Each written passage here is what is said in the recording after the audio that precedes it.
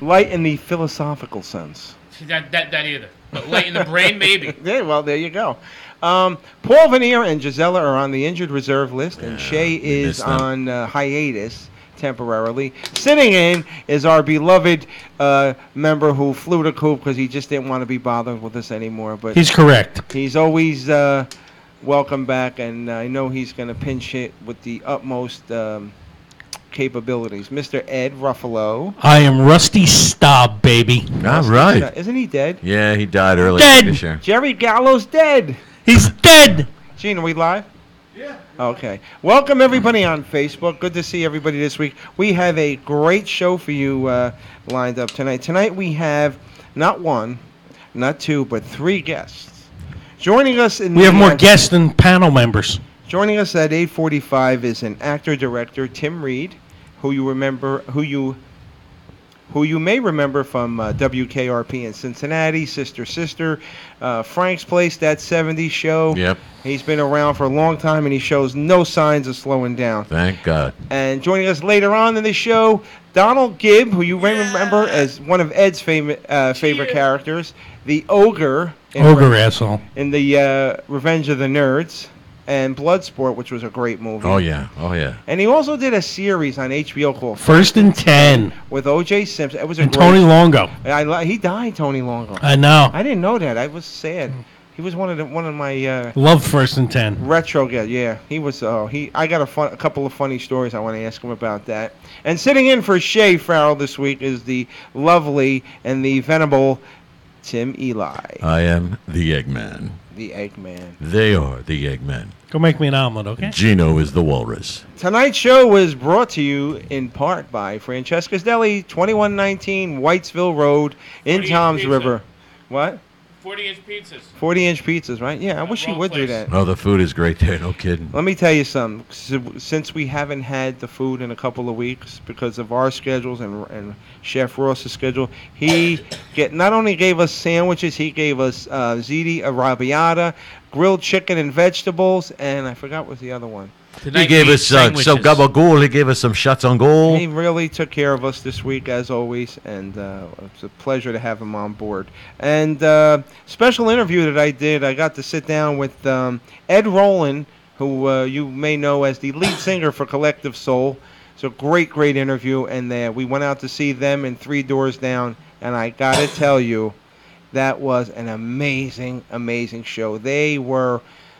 It was like backstage hanging out with them. It was like being at a barbecue. It wasn't like, you go to so many shows, and I understand there's hundreds of people wanting to meet people. And it's like, all right, snap the picture, next. Snap. They were like, oh, man, come on, hang out. Yeah, that sounds familiar, though. No, you want to know? But we weren't. Right, that happens to me after every show. They're like, oh, come on, Hodge, we need a picture, Hodge. I'm like, all right, next. Thank you, next. And we weren't supposed to. We didn't plan on meeting Three Doors Down. He goes, no, man, the guys want to meet you, man. He hooked it up. He sent his PA or his assistant out, and they said, come back in a couple minutes. We were hanging out with Three Doors Down. Amazing show. They seem like really good guys. Yeah. They really are, and they really care about their fans. And you'll hear that in the interview with Ed Roland. What was I going to say? It was so cool that he gave us a shout-out live on stage. And wow. We posted the video right. on the Animal House Radio show page. I'd like to thank Animal House Radio. It was a great thing. It was really fun. And it's been a tiring weekend. The Eggman came with us on Sunday to see Jeff Beck. Oh, my. Was he like a maestro with that guitar? He's a great keyboardist. The guy is For who, Pat Benatar? Yes. He's obviously in his 70s because he was with the Yardbirds back in the 60s. And he looks so damn cool still. Yeah, he was. He really does. Was a little soft-spoken, but he didn't say much. He just introduced his band, but boy, did he play the shit out of that guitar. It's incredible what he did. Speak softly and carry that big axe. Paul Rogers did a great show, and Tim, I got to ask you, we had great seats, and Tim was sitting there, and then I went up. I went to the bathroom. I came back, and Tim's nowhere to be found. Makes then sense. I didn't even realize Tim was in front of me with this slinky blonde who was nice. She needed a sandwich, this girl. And he gave her a toothpick I don't sandwich. know if she had epilepsy or some kind of LSD drug because she was Nice. like with her eyes closed, waving like she was trying to wave a bad fart away from her body. That was just her collective soul So, getting Tim, into the rhythm. Who is this? He hooks up at a concert. I can't. Who is this slinky blonde you hooked up with at the concert? She's a sweetheart. I've been friends with her for a couple of years now, and Is it a friend with benefits? no. Nuh-uh. That part of my life is done, man. It's, What? you know. That's a shame. Don't you know how to lie on the radio? No, I actually got some later. They pulled over a truck on the way home. He had some livestock in the back, you know. So I was making some bacon, you know. And, Nice. Yeah. So did you take her home, or you just escorted her to the parking lot? And No. We've been friends for a couple years. I was texting during the show. Ann Wilson opened with a Who song. Oh, on Facebook? Yeah, she Yes. always did another Who song. Then suddenly I got a text from my friend. She's like, "Are you here?" And I'm, "Yeah, I'm down here." And finally found her. She had been partying, you know, so I felt like I kind of needed somebody to protect her, you know. And wow. we came down front. We found some open seats in front of the row we all started out in, and her and I hung Big out for a Daddy while. You Tim. know. There you go. She's a sweet person, a really good friend of mine. So No, she Yeah. seems like a nice Yeah. person. I was just like, But- where the hell did she came out of the woodwork? I'm telling you, though, the way she gets into the music is cool. At least I think it is. She does with her arm. It's just like she's playing a giant cello or something, you know. So Right. yeah. Yeah, good person. For everybody who on my page and on the Animal House Radio Show page, there's a poll up. I want everybody to vote, and we're gonna It's run this. 50-50 right now. Is it really? Yeah. 55-45. I know it's going to be a tight one, and it's on my Nice. personal page, Carlo Valerio, and the Animal House Radio Show page, and it's going to go for 1 week. We want to know is which movie do you think people quote the most? And the two choices are Animal House or Blazing Saddles. So vote for that, and then we'll see where we are next week. I think that's going to be a tight race. Well, I'll tell you what Gene was telling us when we moved to the new building here in Robbinsville Complex. We're going to bring that pole into the building, and we're going to have people swinging on it. Oh yeah, is that going to be the Hoagies Studios, The Yogi's Hoagies official dance pole. formerly Theodore Jiggets? Yes. The way they build things around these studios, I'm not dancing on any poles. So Dave, real quick, The Sawzall. we got Still on 4 the minutes side. before we get Tim Reed on the show. What's going on? You had a Twitter war today Oh no, it's still the same one from July 5th. from that one comment you made about Yeah. about Bernie Sanders or something. Make one comment about Bernie Sanders, they lose their shit. I love it. Well, Everybody loves fried chicken. not for nothing though. You must instigate a little bit though. Well, no, they're totally instigated. Like they even try involving my son in this, which I find it. Oh, that's wrong. that's wrong. That crosses the line. Seriously, Yeah. no However. joking. That's wrong. So how did it amp So up I today don't let them again? know that that's how fucked up they are. So I just I say awful things back to them instead. Right, and nobody. But I do it in such a clean way that they can't report me. Right. Good. Seriously. Yeah. Because that's what their whole job is to try and catch me saying something that'll get They're me trying to entice to get you. me in trouble with the Twitter police. No, I get that. And I just tell them, no, take that shot glass next to the counter that you're sitting at, and that's full of my cumsies in there. Drink up. You idiot." guys have heard of Omarosa now, right? Yeah. No, who's that? Yeah. Yeah, she's that Trump administration. Yeah. She was here once, and she said she's got a secret recording of Gino saying black mold. Yeah, Yeah, she does. right. Yeah. Trying to shut down Hamilton Radio. Gene, I thought I told you to be clean shaven by 8:30. Look at that, man. He was. That's 8:32, testosterone, look I'm what telling you. happened. Yeah, that's testosterone right No, there. but Dave, what amped this up again today? Like it seemed like it died down for a while. It actually, they quit on me several times because they can't handle, when I go at them. I could have I go right never back have at 'em. outfought Santino. Go Yeah, ahead. exactly. So they decided, hey, we haven't heard from Anthony Ennis in a while, and they tagged him into the So post. they started getting him in there. And he's like, hey, you faggots are back to talk to me again? He's like, I thought I blocked all of you. I guess there's still a bunch more out there. That's and funny. of course, there's literally like about 70 of them. And they have to go back and forth on who's going to say something. Hey, special shout out to John C. LaRocchia. Laughter Saves Lives. He's a great comedian, a good friend, and he's got this organization does so much for people, so I want to give him a big shout out. Laughter Saves Lives. Check it out. If you want them to do a show in your local neighborhood with the first responders, John LaRocchia is your man. But all right, good. all right, Gino, when you're ready, let's get Tim Reed on the phone. Okay, Gisela Bella isn't feeling well. We send a lot of love and prayers to you at home. God She's bless a you, sweetie. sick little puppy. She had a rough week. She toughed it out with me back and forth to the concerts, and we're looking forward to tomorrow night to go see Larry the Cable Guy. Get her done. But Lucia Yanuzzi, what's up, Lou? Lou, how are you? Nice to see you.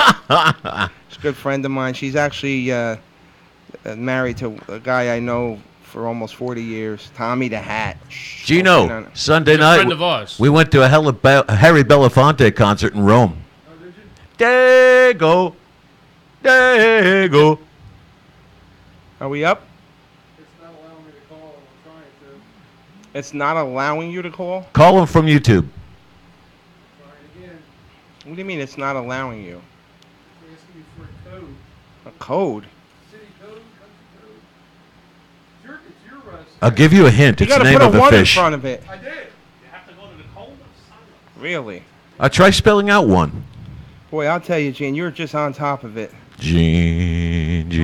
All right. Let me know when you got them up. Hey, Make sure you got put them my up. WKRP T-shirt on tonight, folks. Yes. There you go. Hello. Hello, Tim. Yes. All right, everybody. It is 8:45. Joining us now live on the show. This guy is a legendary actor, director. He's been in so many shows, so many of the shows that you grew up watching on TV, and he's so busy. He shows no signs of slowing down, but he's taking a few minutes out of his schedule for us this evening. Please welcome Mr. Tim Reed. Yeah! Timmy! Thank you so much, Tim. I know you got a crazy schedule, and I really appreciate you doing this for us tonight. No problem. No problem. Tim, I have so many questions, and I'm going to try to fit them all in quickly. I know so much about you from watching you on TV, but correct me if I'm wrong. You got your start. I think the first thing you did was That's My Mama. The first television acting was That's My Mama. Yes. Oh, okay. Because I used to love that show growing up. I mean, that's. Yeah. They just don't make shows like that anymore. And what made you? At what point did you know that hey, this is acting? This is what I want to do. This is my calling. Well, to be honest with you, you never really know, but because it's an ever-changing profession, and you have to always stay in the game and keep sharp. But I started out as a part of a comedy team, Tim and Tom, my partner Tom Dreesen, who's a very successful All comic. right. Oh, wow. Worked with some for 9 years. That's how I started in the business. And then when things weren't going well for us in terms of making money and building a career, we split up, and then I started acting more. But my first job in entertainment was as a part of a comedy team. Yep. Now, correct me if I'm wrong. It wasn't Tommy Dreesen the man who opened up for Sinatra? Yes, for about 8 or 9 years, and he spoke. Paul Bear spoke at his funeral. Frank Sinatra kind of pretty much adopted him. Oh, wow, that's amazing. Oh, you've done so many TV shows at all the characters. What are you most proud of, Tim, in your body of work as far as television? Well, as an actor, I think I'm proudest of the work I did on a show that I co-created with the legendary Hugh Wilson, and that was Frank's Place. Yes. I think Great. the work in Frank's Place and the writing and the whole concept of the show was so unique. It was way ahead of its time. If it came out now, we'd probably be on for 10 years.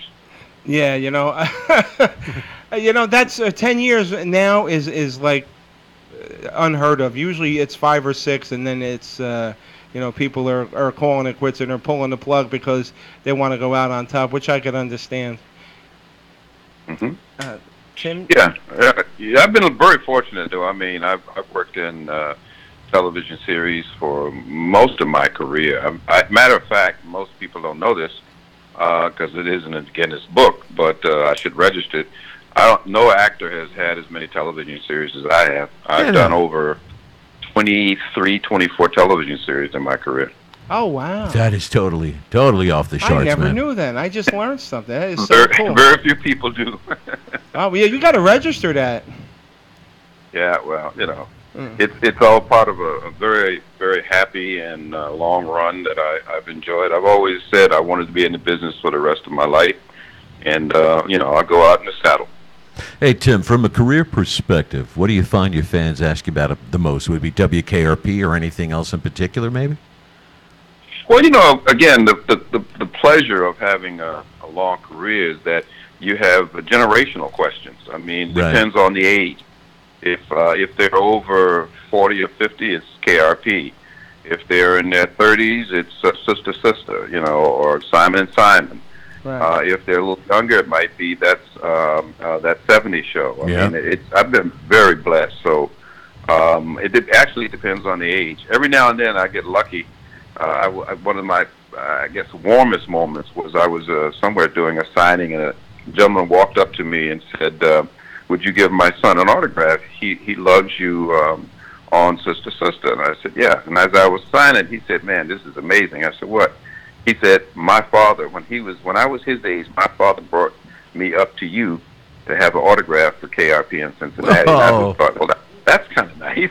Oh yeah. Tim, I noticed that not just was acting with music too. Like if you in the '80s, I went to a Foreigner concert. They're playing a one generation. Now this year we went. Now there's 5 and 6 generations in that audience. And it holds true for acting. I mean, you've had like young kids that weren't even born or couldn't possibly know about this show, and coming up and they're fans. That's got to be great for you. No, it's a great pleasure. I mean, that is part of the business that you kind of enjoy. Now, you also do some directing. At this point in your career, do you favor still doing the acting, or you like to be behind the camera as well? I prefer behind the camera, directing, producing, but I certainly keep the acting chops as ripe as I can. I do act. I'm reoccurring on a couple shows now. Greenleaf, which is coming on in another week or so. Wonderful show on Oprah's network, and then I also I'm a reoccurring on a brand new show that just got picked up called Love Is. So I keep my hands into it.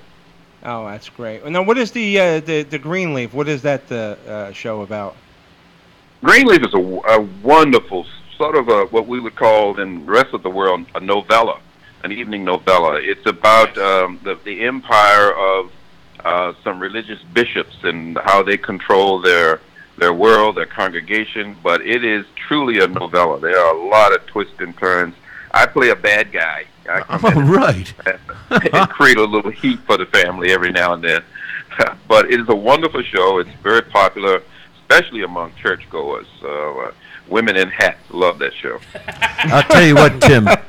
All the roles that I've seen you perform in, I've seen most of your roles too. Your characters are always very likable people.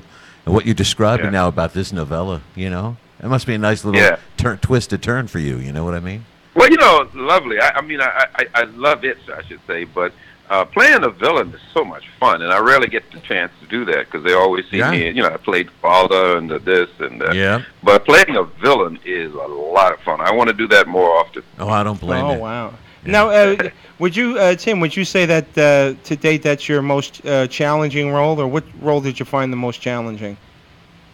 Well, I mean, it's I've done movies, I've done television shows. It really, all of them are challenging because it's like some of the old actors used to say. The job of an actor is to know their lines and don't bump into any furniture, and that it really gets down to that. Okay. Trying to make it believable, and it's a challenge. If it's not a challenge, then you shouldn't be doing it. Okay. Oh, absolutely. What is it about being behind the camera that you find more appealing at this point in your career than being in front of the camera? Control. I'm very much into the legacy and the history of the African diaspora, and so telling stories and finding unique stories that can be told from my perspective and the way I'm interested in telling those stories is the most rewarding experience. I have a new show that I just did a pilot for that I produced, and I'm financing and working with the District of Washington Network. It's called Legacy of a People. We've done 6 episodes, and we're going to put it out there and see if it works. And if it works, I'm going to take it internationally. It's a really a wonderful opportunity to look at history and culture in a unique way because it's exciting. It's untold stories. We've done. I travel a great deal, and I spend a lot of time in Africa and Cuba and Europe, the Caribbean, and the stories that have just pop up are just wonderful. I mean, and they affect history. It's just amazing stuff that should be told, and you can't make movies out of all this stuff. It's just too expensive. Right. So I try to just do it as a docudrama, and sometimes I'll do reenactment, and sometimes it'll just be a mixture of interviews and archival footage, and we're very fortunate that when we travel, we find ourselves, in places and meeting the right people to sort of go behind the scenes and find those rare photographs, those rare videos if they exist. So I'm excited about that, and if I could do that for the next 5 years, just traveling the world with a small team telling these stories, I'd be the happiest guy on the planet. I dig it. That's for sure. That's amazing too. And you're traveling the world and you're finding all these stories, and they're ready-made. You don't even have to do any writing; they're just there for the taking, and you're just there for the you're bringing them to life. That's amazing. I like that. Your success as an actor, Tim, do you find that helps to open doors maybe a little bit more to do the things that you really prefer to do now? It does at certain times. You have to stay abreast. I built a studio in Virginia about 20 years ago. I sold it about 3 years ago, and I have another small studio. But when I did that, I sort of broke away from Hollywood, and there's a whole generational change that happened. I don't know the latest players, and also at my age and everybody's into the youth movement, and they should be. I mean, that's the next thing. Right. The millennials are changing the world. So I don't have the connections I used to have. I mean, I used to sit in the offices of the heads of networks. I mean, from William Paley, the late William Paley, on down. I was on first name basis with a lot of them, and that was different then, and I had a lot more input as well as opportunities. Nowadays, I mean, I don't know. Like people say, man, they're doing things at Amazon, they're doing things at Netflix. I don't know these people, and the business has changed so much. So rather than go out, I'm not really at this stage of my life ready to chase that brass ring. I'm more interested in finding happiness in what I do and being creative and finding these stories, because somebody's got to tell them. And I raise money where I can. I use my own money, and I go out and I tell these stories. Mm-hmm. I'm finding that to be, it's certainly more difficult than being on the inside. But I tell you what, I mean, the kind of stories that I'm telling, I couldn't tell on the inside anyway. Right. You know what? You're right. What you said, you hit on something just now when you said people don't watch TV the way they used to be. Everything is on like a platform, and they want to have it on one platform. They don't want to watch it on different platforms. They want to have one place to watch it, one place to do whatever. And I see a lot of people, and I guess this is the wave of the future, unfortunately, but it scares me a little bit because watching TV in the traditional sense seems like it's going away. Everybody's flocking to YouTube. Not that there's anything wrong with that, but it just seems to be it's changed, but I don't know if it's changed for the better. Well, every group that gets in power says that. I mean, the people who now no, the network system is over and done with. I mean, they still have networks, but they're owned by people who own these other things. Yeah. So it's really now about the hardest thing to do is to find a large enough audience that you can build a show around. When my show was, I did a show for CBS years back after Frank's Place. I did a show called Snoops. It was sort of a takeoff on Nick and Nora Charles. Yeah. And the last time we were aired, and they canceled us for low numbers, we had 18 million viewers. If I had 18 million viewers now on any platform, I'd be the biggest guy in America. Exactly. Oh my God. Wow. So it's a different game, and you have to adjust. I mean, I can sit and lament and get out of the business, but if I want to stay active and stay in the business, I have to learn. I have to work with people who are part of that system, learn from them, and bring what I can bring to the table. And so right now I work with a lot of young, up-and-coming filmmakers, the new millennial groups that are more interested in story than just their likes and how many hits they get. So those young people I find are more, and I find most of them, tragically, to be outside of America. The best writers and some of the best filmmakers that I have discovered in the last 12 years since I've been traveling and doing this are in places like Nigeria, Ethiopia, South Africa, London, the Caribbean, Trinidad, Cuba. I mean, they are really into story and culture in a way that's different than over here. We're trying to get likes. We're trying to get hits. We're trying to impress people with the number of whatever it is we're doing.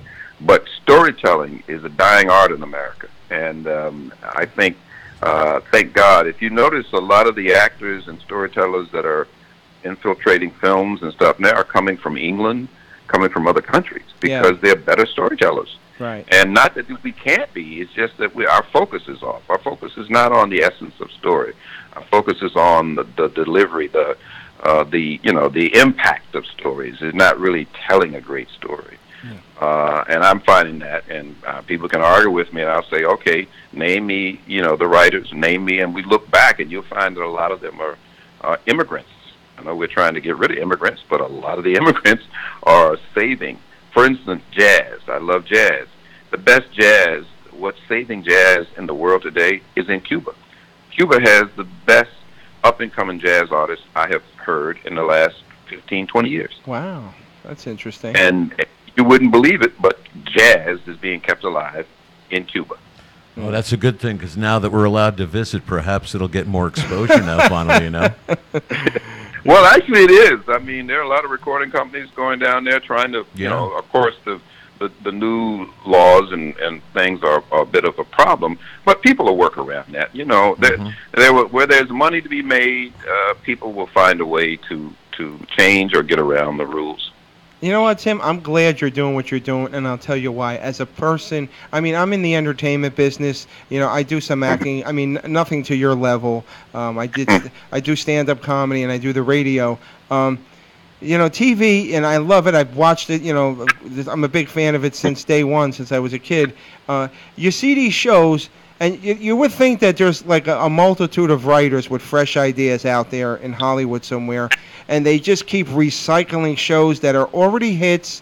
Like they're, and I'm not knocking nobody, Tim. I just don't understand, why do we need to see a reboot of Magnum PI, of Lethal Weapon, and all these? Like, you're tainting the legacy possibly. I just don't get it. You mean there's nobody out there with a fresh concept? Thank you, Carlo. Well, it's the art of writing. Yes. People don't even put pen in hand or write anything anymore. It's all done on smartphones and tablets and stuff. So the art of writing has to be, dealt with. I mean, somewhere it's going to break through. Quality always out. Cream rises to the top. That's not going to change. But we are in an evolution now where getting rid of the artificial sort of creative influx. It's going to happen. People are going to get tired of this garbage. They really are. I mean, they're just going to say, I've had enough of that. I've seen that 20 times.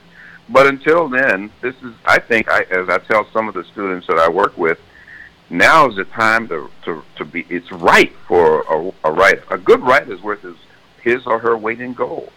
I mean, to write well, to tell a good story without using, 4-letter words and shock value, but to tell a good story is worth its weight in gold. And anyone who can do that consistently will not only make a lot of money, but they'll build a career that will last. And to get people to take the time to do that, that's the hard part. Young people want to hit the ground running, but you got to hit the ground and learn to run.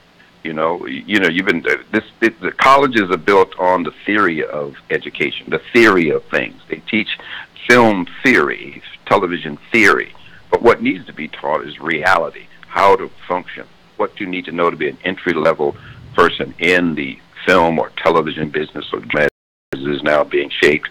You've got to know that in order to succeed at that level.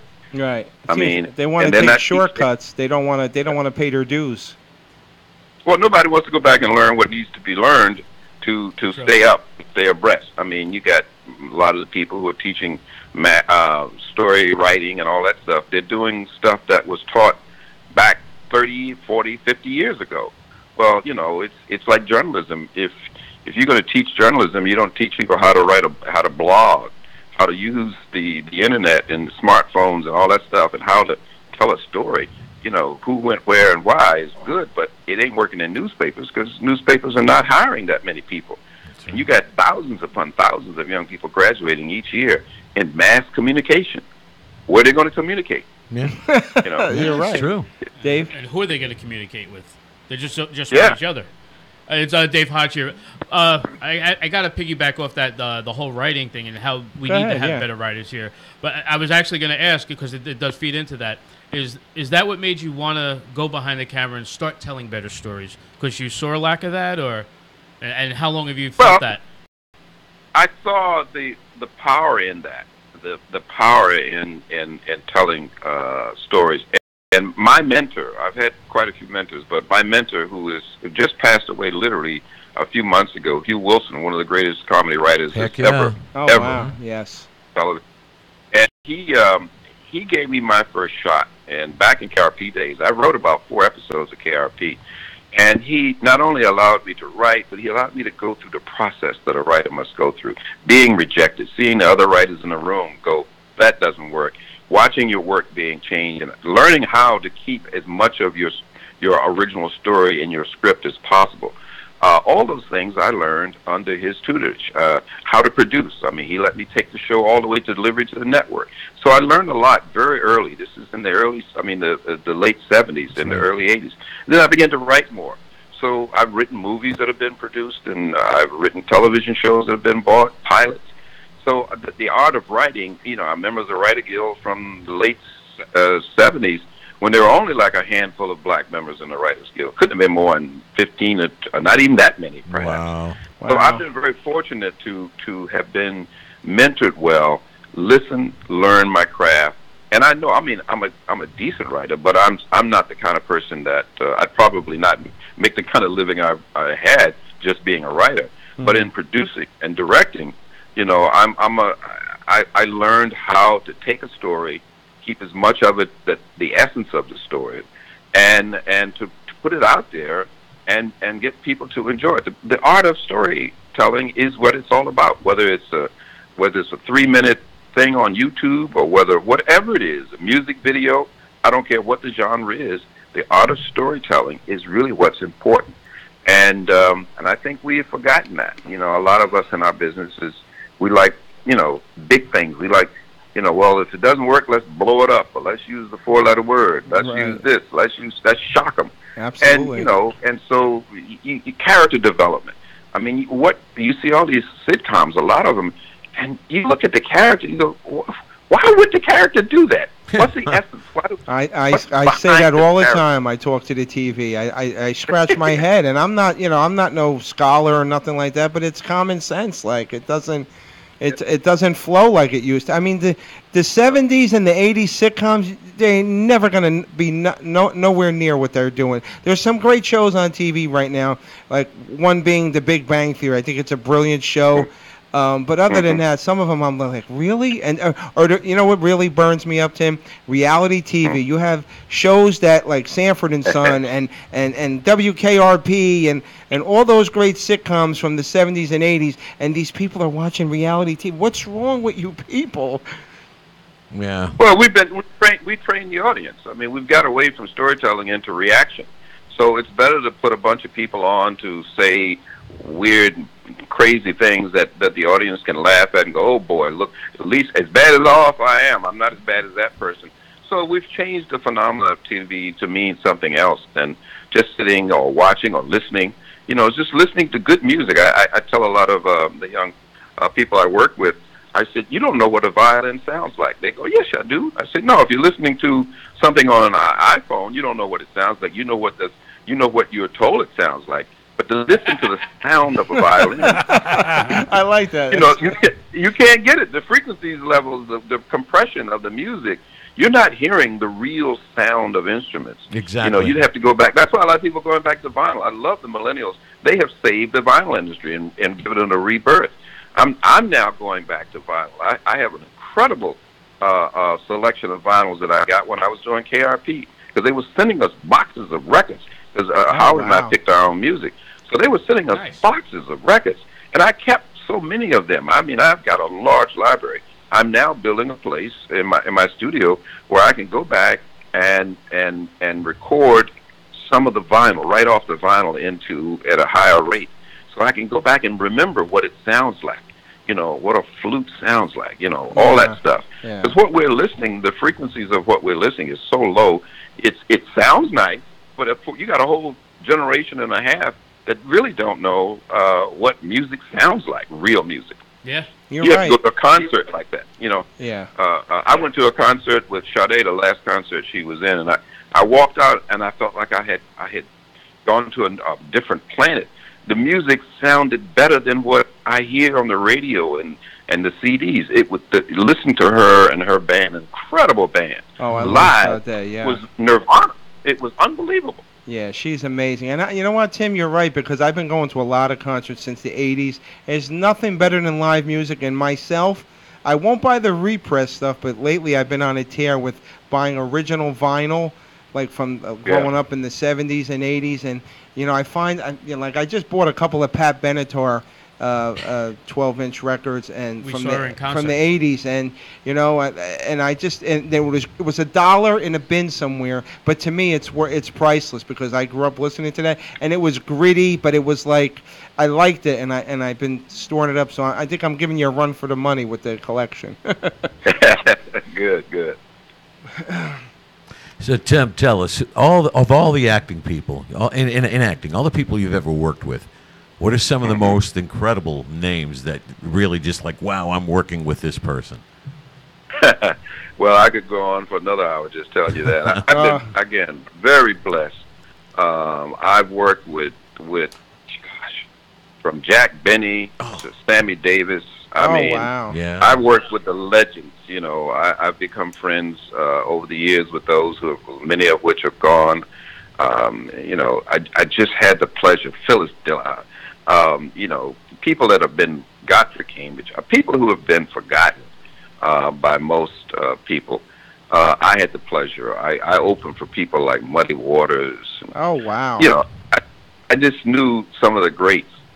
You know, Les McCann. I could just go on and on and on. Yeah. Matter of fact, there's a documentary that I just did an interview for. That's going to be part of this documentary on a place in Chicago called Mr. Kelly's. And Mr. Kelly's was the last of the great nightclubs. Right. And what made it a great nightclub was not only the owners who built a nice, wonderful club in Chicago, but it was the fact that the owners liked entertainment. And so people, if you ever, at that time, if you got to Mr. Kelly's, it meant that you were on your way. I mean, people like Barbra Streisand, you named them, they were there. Oh, and wow. I had the pleasure of going there before I was even in show business one Christmas Eve, and I saw Richard Pryor on the stage live. Wow. And I was watching him, and I was sitting in, and I looked at my wife, and I said, you know what? I want to do that. She said, what? I said, I want to do what he's doing, and I want to do it on that stage New Year's Eve.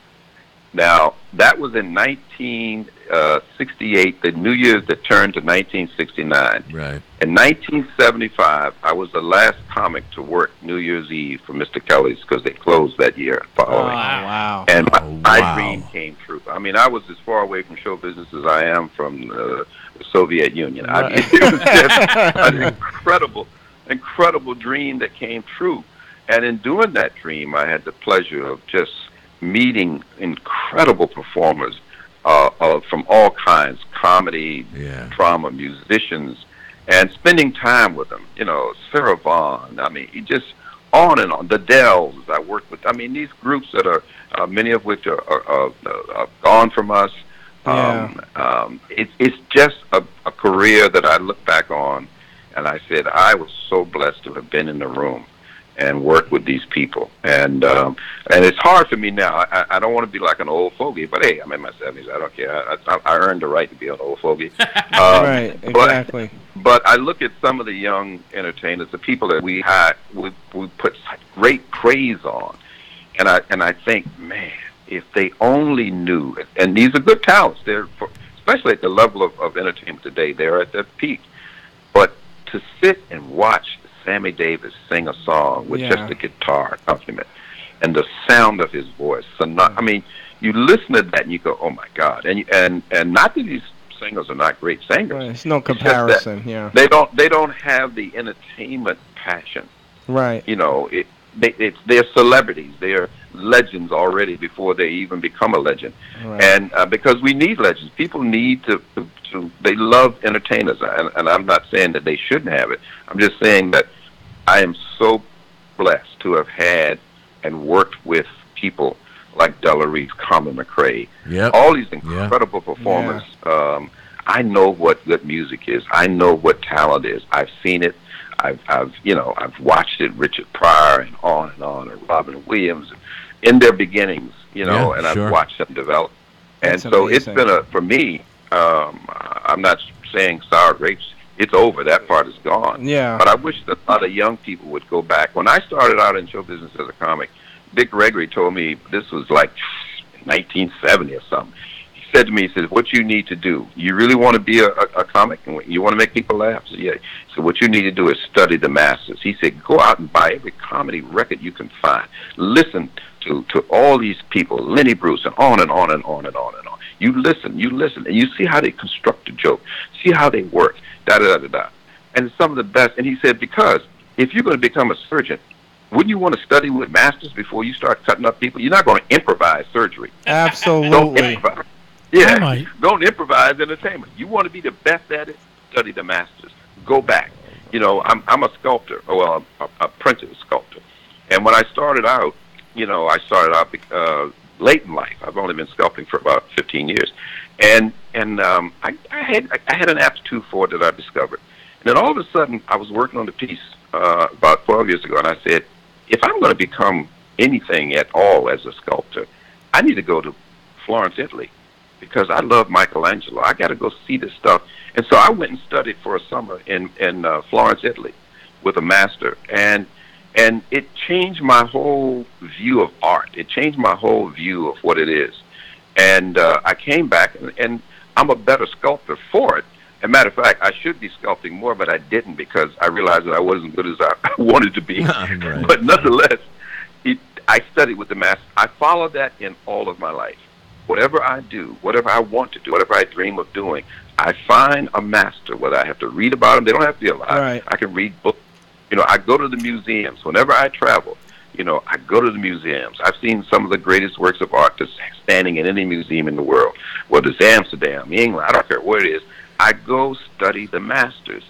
Composition. What makes me, I think, what helped me as a director was studying Caravaggio, studying, Michelangelo, studying these artists, seeing how they frame their pictures, seeing how they interpret the light. So it helps me as a director when I'm setting a scene, when I'm thinking about how I want it lit. Right. I shot something today, and I lit it just like I was lighting, a girl with pearls from Caravaggio. I mean, you have to. I get that. Yeah, that's the passion, and don't change. Amen to everything you said, because I couldn't agree more. Tim, we have a question that came in from one of the Air Force bases over in Germany.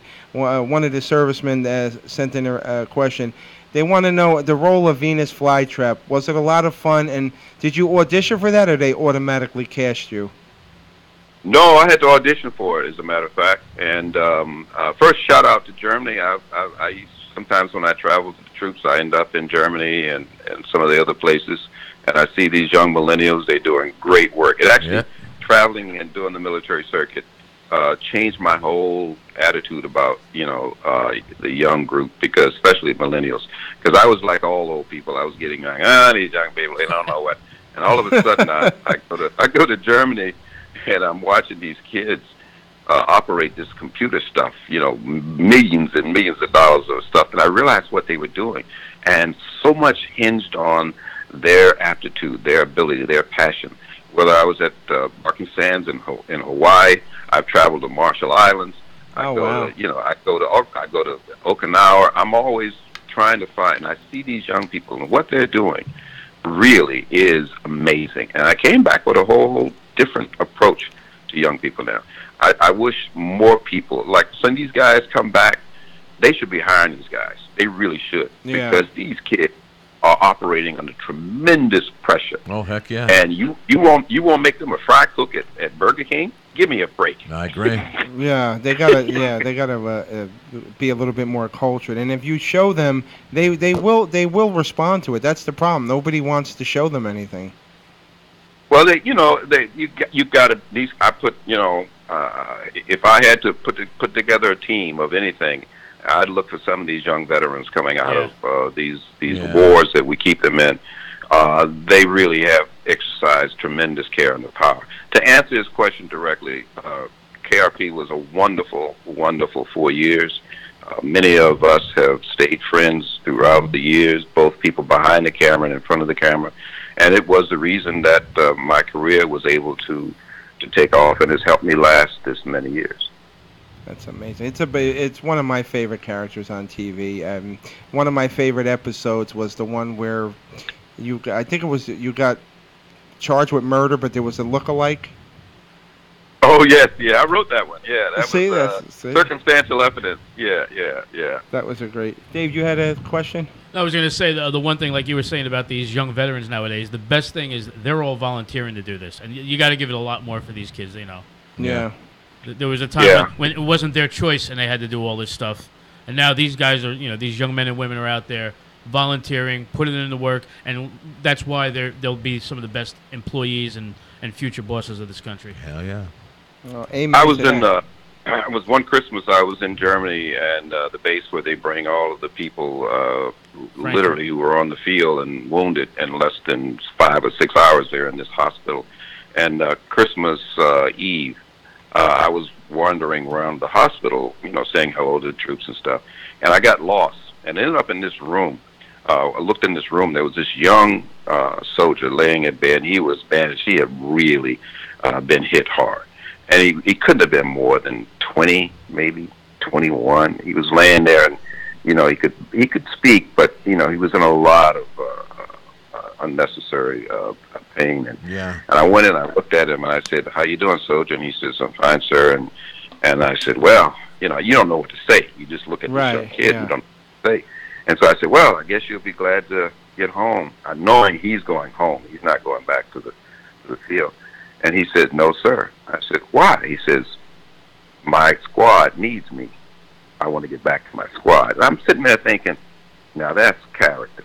Oh, yeah. Here's a kid, who was wounded, in a lot of pain, and all he could think about was getting back to the squad, getting back to his guys, and being there for them. And I thought, this is the kind of young person who should be coming home and should be offered jobs. He should be given opportunities and training to do whatever he wants to do, because he's shown the character that is so missing in so many people in stateside. A lot of the people, young and old, what's missing when you look at politics, you look at business, is character. Yes, that's you most just important. have enough character. You don't do some of the crap that you do because you go, that's not really the right thing to do. Well, that's gone a lot. And when I look at these soldiers and I look at some of them, and I think these kids have character. Now, whatever happens to them when they get back, I don't know. Can you lose it? Yes. Yeah. But right when they come off that field, when they come home, they have shown me they have character. And I appreciate it. And every chance I get, I'll go out and hang with them. I don't care where they are. I'll fly, be there. Well, I'll tell you what, Tim, the time you spent with us tonight, I know they were entertained by listening to you, and I know that they loved watching you on TV. And I want you to know from the bottom of our heart, from us here on Animal House Radio and on Armed Forces Radio Network, that you have an open door anytime you want to come on. If you have anything you want to promote or you just want to hang out and shoot the breeze, you're more than welcome. Before I let you go, Tim, would you do me a small favor?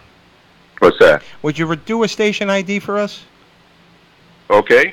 What character do you want? Well, you could do. Let's go with Venus Flytrap. Okay. You introduce yourself, as yourself, and say you're listening to the Animal House Radio Show on Hamilton Radio Network. Okay, Animal House Radio Show on the Hamilton Radio Network. That's it, Tim. Yes, sir. Okay. Ready? Yep. Hello, this is Tim Reed. You might remember me as... I'm sorry. Hello, this is Tim Reed. You might remember me as Venus Flytrap. Well, I want to say, you're listening to... Oh, shit. What is it now, Hamilton? Animal House Radio Show. The Animal House Radio Show. Yeah. On Hamilton Radio Network. Show on Hamilton Network. Yes. Okay. Good. Ready? Yep. You're listening to the Animal House Radio Show on Hamilton Network, and this is Tim Reed. You might remember me as Venus Flytrap. Beautiful. Beautiful, Nice. Tim. Tim, God bless. Tell Daphne we said hello. We had her on a couple weeks ago, and she was absolutely amazing. She was telling us all about her photography, and we had so much fun with her. And Tim, I just Well, want to good. thank you personally for all the times you made me laugh back in the day. Thank you, sir. Thank you. You're welcome. Thank All right, you. now. Take care. Good Good night now. Tim Reed, everybody. Give him a round of applause. All right, everybody. We're going to take a short, Gene, I got the commercial break. We're going to take a short 5-minute break. Coming back, Ed Rowland of Collective Soul, Donald Gibb. Don't go nowhere. We got a lot of show left. This is the Animal House Radio Show. Hey. Hi, we're the Goo Goo Dolls. We're fortunate that our daughters have what they need to grow and learn. But that isn't the case for nearly 13 million kids in the U.S. that struggle with hunger. Childhood hunger is a heartbreaking reality that Feeding America is working to change. Each year, the Feeding America network of food banks rescues billions of pounds of good food that would have gone to waste and provides it to families and children in need. You can help kids in need in your community by visiting feedingamerica.org. Brought to you by Feeding America and the Ad Council. As an 18-year-old, I let my mistakes kind of take over my life. I was 0.5 credits away from completing high school, and I didn't do it. 10 years later, at age 28, Jackie finished her high school diploma. When I found out that I was pregnant, I know that I had to do something for myself if I wanted to make her a better person and provide a better life for her. My family never stopped pushing for me to be better because they knew what I could become and who I could become as a person. My support team is amazing. The educational director, my sister, and even my 7-year-old daughter has just been more than the support that I could ask for. I've been given an opportunity, and I'm just thankful for it. No one gets a diploma alone. If you're thinking of finishing your high school diploma, you have help. Find free adult education classes near you at finishyourdiploma.org. That's finishyourdiploma.org. Brought to you by the Dollar General Literacy Foundation and the Ad Council. It only takes a minute to find out if you may have prediabetes, and you can do it at doihaveprediabetes.org. But you're probably not going to. Nope. I'm sure you've got a perfectly good excuse. Kids, work. I get it. You're busy. So what better time than now? Let's begin. Raise one finger if you're a man. Ladies, none yet. Oh, count in your head if you're driving. Now, 3 more fingers for everyone over 60, 2 over 50, 1 over 40, 1 more if you're not physically active, another finger if anyone in your family has type 2 diabetes, another if you've got high blood pressure. If you're overweight, raise another finger, 2 if you're very overweight, and 3 if you're really overweight. You've just taken the world's first audio prediabetes test. And if you're holding up 5 or more fingers, visit doihaveprediabetes.org or talk to your doctor. There's no excuse because prediabetes can be reversed. Brought to you by the Ad Council and its pre-diabetes awareness partners. Hey everybody, Rachel Ray here. Nothing brings a bigger smile to my face than cooking up a big meal for the whole family and lots of friends. But there's not enough room at my table for the 17 million kids in our country who struggle with hunger. That's why the Feeding America nationwide network of food banks collects surplus food to give hope to hungry kids. But they can't do it without your help. Support Feeding America and your local food bank at feedingamerica.org. A message from Feeding America and the Ad Council. Every day, the men and women of the United States Marine Corps demonstrate their commitment to defend the American way of life. Since 1775, we have served our nation as a force in readiness. Get some rear security. From combat operations to humanitarian assistance in every corner of the world. No matter where the mission takes us today, or wherever our country needs us tomorrow, we always remember the land we call home.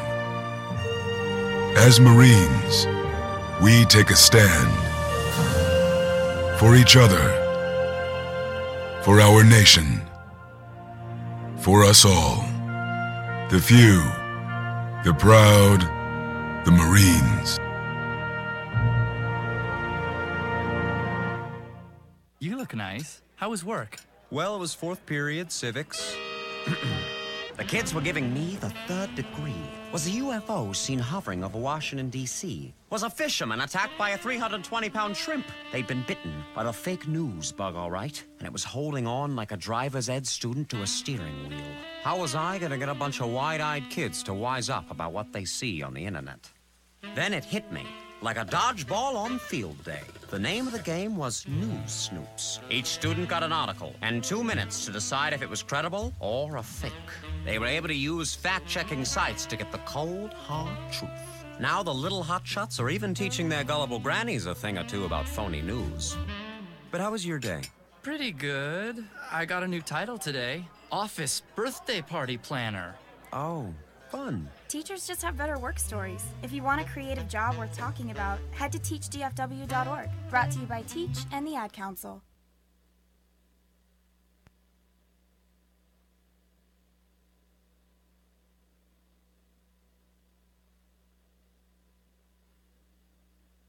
Very special guest for you. Singer, songwriter, and lead singer for the band Collective Soul. He's going to be telling us all about the current with 3 Doors Down, his amazing career that spans 24 plus years, and how after all this time, and how after all this time, this interview was a lot of fun to do. This interview was a lot of fun to enjoy it. You guys were going to enjoy it. You guys were going to enjoy it.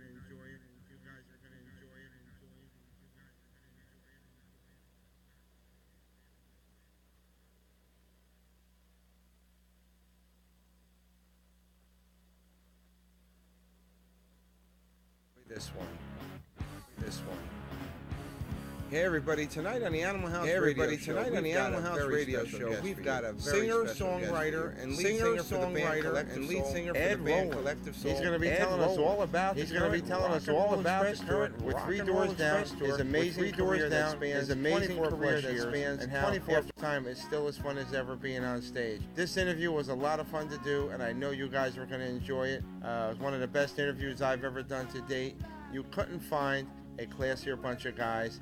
And if you've never experienced a Collective Soul concert, I definitely recommend you checking them out live. You could also keep up with them on their website, www.collectivesoul.com. Sit back and relax because I know you're going to enjoy this one.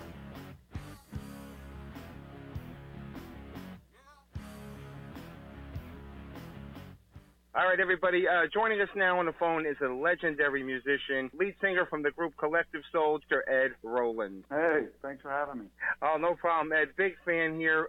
Been following your work for many years, and I got to tell you right off the bat, you guys are you're like a fine wine. You're just getting better and better. Well, that's a good way to put it. I like that. I mean, that's very kind. Feel free to steal that at any time. It's okay. I'm going to do that from now on. Like, I do think we're getting better and better, and you should. After 24 years of doing it, whatever you're doing, you should get better. Yes, if you're not, I do feel we're getting better. Yeah, if you're not getting better by now, then something's wrong. Right.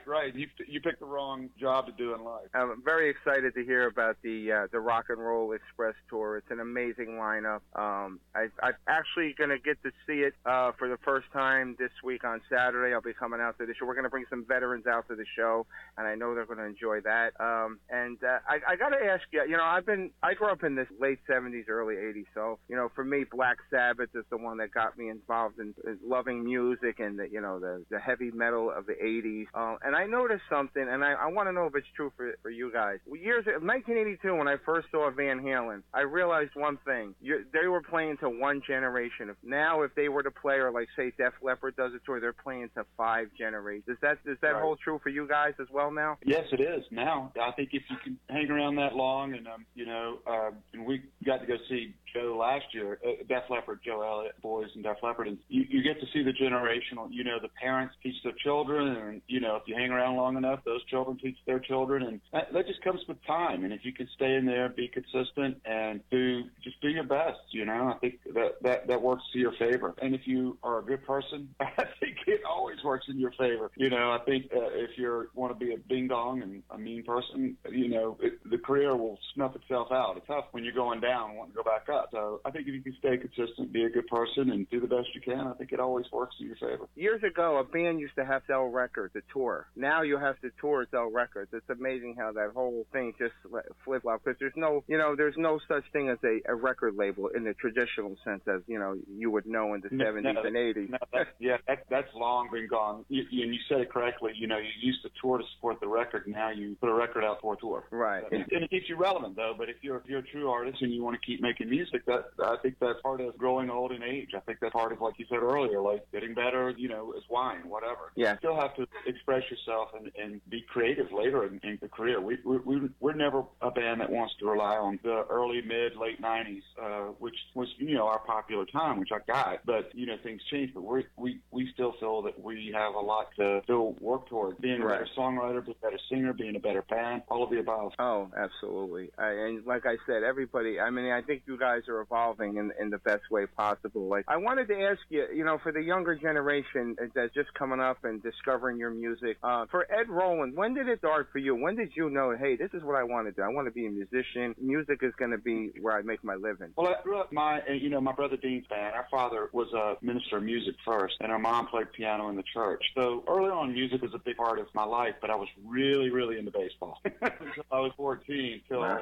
really just it hit me. My dad took me to see, my first concert was Johnny Cash, Liberace. The third one was Elton John. The fourth one was The King. So my dad was not only a minister of music and religious, he loved the secular, I guess you'd call it. I don't even know, but he just loved music in general. So I think I was 14 when I was like, bought Elton John's greatest hits, and I was like, no, this is what I want to do now. And I kind of just, that's all I could think about. I mean. So would you, early influences would be Elton John and anybody else, or? Well, I mean, to me, my parents were the first influence, because they're the ones that, you know, my dad singing in church, my mom playing the piano. And then the first rock and roll would be Elton John. And then from then I kind of caught up and found about the Beatles. I mean, it was just different, like back then. And then the new wave thing happened, kind of like I love the Cars. Cars were one, you know, I was fanatic about the Cars. And then, you know, and you started into the Van Halen world and the whole age. Oh, yeah, absolutely. It was a fun period, you know, with Police, Cars, you know, INXS. I mean, REM. It was just a fun period to grow up in music for me. Yeah, well, you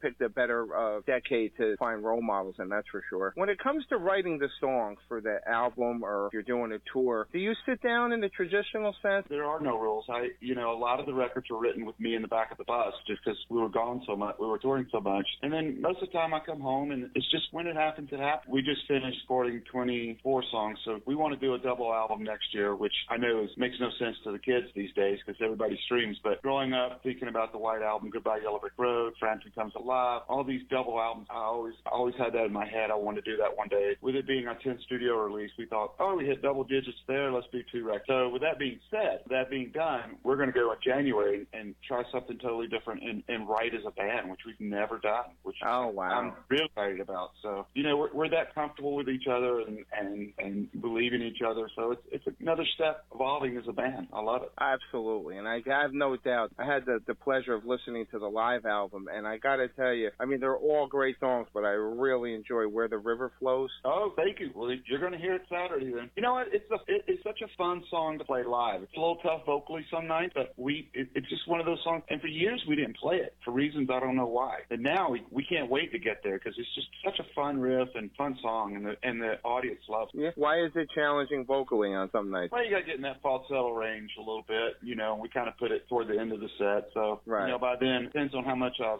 worn myself out by that point. Yeah, no, believe me, I understand. You know, that's not easy touring. And we had Slash on the show, and I always ask this of the bands that have been around 20, 25 plus years. Now, he said something, and it makes sense. I understand it in a way, but I don't. He had, you know, a lot of bands, they have a lot of commercial success with a lot of hits that people, like, it just blows up on the radio. Like for Guns N' Roses, it was Sweet Child of Mine. It was their anthem. Right. I mean, Slash, you know, he said to me, he says, you know, listen, it's a great song. He goes, but I cannot stand playing it. I guess when you're playing it for 20 years, 5 nights a week. He goes, but he says, it's not what I like. I play it because the fans enjoy it. Do you have anything like that in your repertoire? You're like, you know what? It's a great song, but you know what? Because, usually the artists, they favor the deeper stuff that nobody really gets to hear unless you're a diehard fan. No, here's how I approach it. We love it every night because each night it takes on its own personality because of the audience. Right. Like, do I go home and pop on Shine? Hell no. I never would. But every night I can't wait to play it. Right. On stage, it takes on its own personality. It really does, and it comes from the audience, not from us. I mean, we play it, we change it a little bit here and there, just not even for us, but just so the audience can get a little different vibe of what the song can be, what it can sound like. But there's not a song I just like playing live. I'm so appreciative that we get to play live. So with that being said, do I go home and listen to Collective Soul? Not at all. No, I didn't say. Dee Snider was the same way. He said, listen, this is the songs that made us who we are. And you're right. You never, even if you play it night after night, it's never the same. It's always going to be a little different. The fans are always going to react to it. They're going to react to it phenomenally, but it's always going to be a different reaction every time. Yeah, it's how much salt and pepper are you going to put on it that night? Maybe a little more. I don't know, but it's just a different flavor every night. And once again, it comes from the audience and the vibe of the audience. And we love it. Yeah, you know what? I have to say, Ed, I've seen a lot of your videos, and it just, you know what it is? For you guys, you look like you're not even working. It looks like you're just up there having fun. We are. And if you see us before we go on stage, I mean, the hour before when we're sitting backstage, we're joking. I mean, we realize we won the lottery. We don't even play the lottery anymore because we won it in life with our career. We sit there and we high-five each other. We're ready to go. And we actually talk about the songs. Maybe we could try this or do this. And when we get off stage, we're hugging and high-fiving each other, brotherhood. And we're blessed. And we realize. To be able to do that after that many years, you see a lot of bands, like with any marriage, there's always going to be downtime. These guys seem to miss the boat on that, which is a good thing. It's like it's still brand new to you every night. Yeah, we've had our ups and downs. I mean, it's a relationship, like I said, but we grew up with each other. So I always said I think that's easier because we knew each other. We knew each other's personalities before we started. It wasn't like we're 18, 19, 20 years old and met each other and we're figuring out each other's personalities and, the alpha role and all that. Right. It was put settled early on, and I think that just helped. Like I always said, we know when to knock each other upside the head and we know when to hug each other. It's just that simple, and because we grew up with each other. Right, that's important, yeah, and it's like family at this point. Oh yeah, well it is. My brother's in there, and it's like Will, my neighbor, so. Oh wow. Yeah. Now, when you're doing a tour, I get a lot of different reactions from different artists. How important is that? I mean, the set list is important. How often do you modify it, or you, depending on where you're playing, you'll adjust it? It does. It depends on how long we're allowed. If it's just us, we love to do 2 hours, and we'll move things in and out. But being out with, we're out with Three Doors Down, which, by the way, great guys. Soul Asylum, great guys, great guys. Oh yes, absolutely. You only get so much each night. You get 75 minutes, so you got to kind of fit it in that pocket so you don't overrun someone else's schedule. So on this tour, we're kind of sticking to the same songs. But when we're out by ourselves, we'll float around all over the place. Right. Like you said earlier, we like to do some songs that people may not be as familiar with, like deep cuts or whatever. But it's fun for us. So we'll get selfish when we're out by ourselves. Right. It's a shame because some of the people, they just want to hear the popular stuff. You got to realize there's more to the band than just those ones that you may know from the radio. To put it in a set list and to be there. Like I've never had the pleasure. I've heard you on the radio. Even with Three Doors Down, I've heard them on the radio. I admire their music and Collective Soul for many, many years. I just never got a chance to see you live, and Saturday's going to be the first time. And I'll tell you what, I am very excited about it. Well, we're excited you're going to be there. You better come hang out with us there. You need to come hang out with us. We're good old Southern boys, Southern gentlemen, and we love. That's the beauty of it too. From not only do we get to play our songs, we get to meet people, and to us, that's one of the blessings too. We've met so many friends and people, and we get to hear stories. We get to tell stories. That's important to us. It's one of the reasons we got into it. It's fun to hang out with people, meet new personalities. I'm sort of a Southern boy. I'm from Southern Italy, so we got a little similarities. Yeah, a little something there. So what can fans expect that, not just for the people that already know you guys, for someone just seeing you for the first time, what can they expect when they go to a concert or they see the tour? I think they're going to see 5 men that get on stage that genuinely love each other and love playing music. And then we're a rock and roll band. We make no bones about it, no excuses. We're a rock and roll band. You can put whatever word you want to before it or after it. We're an old school rock and roll band that loves what we we do, and it shows on stage, and you'll see that Saturday. Oh, absolutely. You're doing this so long. Get any kind of butterflies? Nah, none at all. If nothing else, we get excited. We're like kids going to the fair. Or Oh, going wow. to the park or something. We're not. We don't get butterflies at all. We get excited. It's like we ate a bunch of candy or something before. You got like a sugar high. Yeah. I mean, you laugh, but it truly is like that. We're like, it's all of the above. It's even our therapy. We get on that stage and we get to forget about everything, and it's awesome for us mentally and physically. When you guys perform and seeing the older bands that I grew up perform, I see passion in their performance, and you hear it in the lyrics. You see it on stage. As long as you do it from the heart, I don't care how you do it. I just know how we do it and how we want to do it and how we enjoy doing it. But once again, to each his own. But like if you're creating it from the heart and you mean it, then it's good. It doesn't mean everybody's going to like it or understand it or appreciate it, but it means it came from you as a human being. And I just want you to know, it was truly an honor to speak to you. I'm looking forward to meeting with you on Saturday. Okay. Like I said, and your music, as well as all the music I grew up, gets people through the best and the worst of times. There's always that one song that fits what's going on in your life, and it carries you through. Yeah, it gets you through life. That's what music's supposed to do. Like you said, whether you're going through a hard time, good time, even time, it's there to move you at somehow. Ed, thank you so much. It was Thank you. It's going to go great, and I know the servicemen and women are going to love hearing it. Do a little rock and roll show. I like it. Absolutely. Thanks so much, Ed. On February 27th, 2000. All right, that was a great interview. Special thanks to what happened with the echoing. We're getting some echo here, feedback or something. Yeah. Oh boy. Is there echo now? Sounds better. Sounds better. Yeah, that was a great interview with Ed Roland. Them guys couldn't be more nicer to us. They treated us like we were at a family barbecue. It wasn't even like. So I want to give a special shout out to Ashley Major at Red Light Management and Ed Roland for a phenomenal interview. I got a couple things to mention before we continue. And we're just getting wound up. We still got plenty more shows, so guys, don't go anywhere.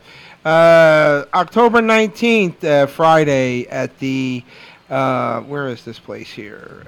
American Legion in Babylon, Post 94. My dear friend John LaRocchia, who is a phenomenal comedian, and he was a firefighter, and it does a lot with his organization called Laughter Saves Lives. You have to check out the website, laughtersaveslives.org.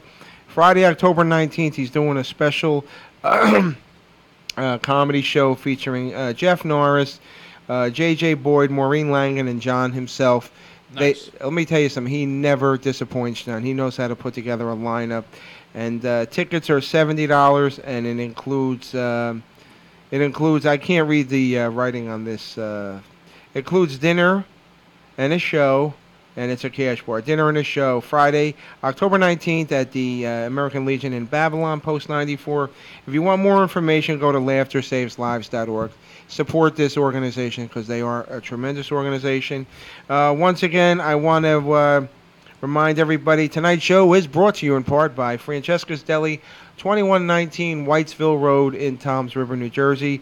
Tim, what did you think of the food tonight, buddy? Oh, my God. Oh, my God, it's phenomenal. Yeah, did you eat I it? love this place, man. Yeah. No, I'm amazed I stopped eating. Ed hates food. Dave, you ate too, right? No. Would you have the peppers? I didn't eat anything. No, he's still eating. Hey, Carlo, I got to tell you, for our listening audience especially, the guests that you hear on Animal House Radio here on Hamilton Radio, Our actual guests. Or any given day, you would expect to hear them on major corporate-owned stations. Hamilton Radio is not a corporate-owned station. Carlo Balerio, the wild thing himself, is bringing in your Tim Reeds and your Ed Rollins and your Jamie Farrs, Patty Smythes, and it's a big shout-out to my buddy here. Fantastic And work, the Ed man. Ruffalos. And the Ed Ruffalos and Dave Hodge and Ed's Paul all- Veneer, who is phenomenal. Unfortunately, he's not with us tonight, but I love Ed to death, even though he can't stand me. And he, Yeah, I hate him. He's welcome anytime He's to come on the terrible. show. I The miss door's him. open. I miss him terribly. It's not open wide enough for Ed, though. Well, that's why he's only in here once in a while. But I deserve none of the credit. It's all Vincent Terranova. He's the one that sits at home on his computer and makes the phone I mean, calls. somebody and had does to the- replace Shay. Yes, Shay. And a couple other things I want to mention. This week, Animal House Radio Show's Warrior of the Week is U.S. Army retired Colonel Robert Vici, a.k.a. the Veach. Wasn't he the first week? No. Oh, No. it was the first week. Tanker Dave. Thought he was the second week. No. Tanker Dave Ryden. And I lost my train of thought. Robert Vici, who was a tremendous... He's Is he on Vincini Mari? No, that's Sal. Oh, okay. No, Colonel Vici... Well, those vowels, I get confused. ...is a major part of an organization called... I thought he was a VetRest. colonel. He's a major part of a... He's a colonel with Is he a major or a colonel? He's a retired Curvin. Right, said that the other day. He's a military hero of the nation. He's a major part of vetrest.org. How dare you assume his rank? Which is a tremendous always call him colonel. organization that helps vets that are coming home transition back into civilian life and help them deal with any issues that they may have. And it's very important because there's a lot of men and women coming home and they need the guidance. And Colonel Vici, you know, he puts money out of his pocket for some of these people, and you don't see people like that anymore. So he definitely is our warrior of the week, and we're proud to call him a friend of the show and a friend personally. And he's been on this show, and he's just amazing. And he's never something. He's never finds a lack of words. He's always got plenty of information about VetRest, and I wouldn't have it any other way. And I love him to death. So congratulations to Colonel Vici for being Robert Vici for being our Warrior of the Week. Warrior of the Week. God bless you, my brother. You heard Tim Reed talking about that too. He's visited some of the hospitals. Yeah, a lot of our guests have, and that's why I think I visited a hospital a couple of weeks ago. Yeah, Ed, what Broke happened? my foot. What happened last week that your doctor wanted to see you? There's something going on? No, it's just my doctor. Is he concerned about you or something? Or? No. All right, because it seems He like needed to come in to get his like you temperature gotta come in taken. and see me. Like there was something. Yeah, wrong. because he wasn't going to be in the next day.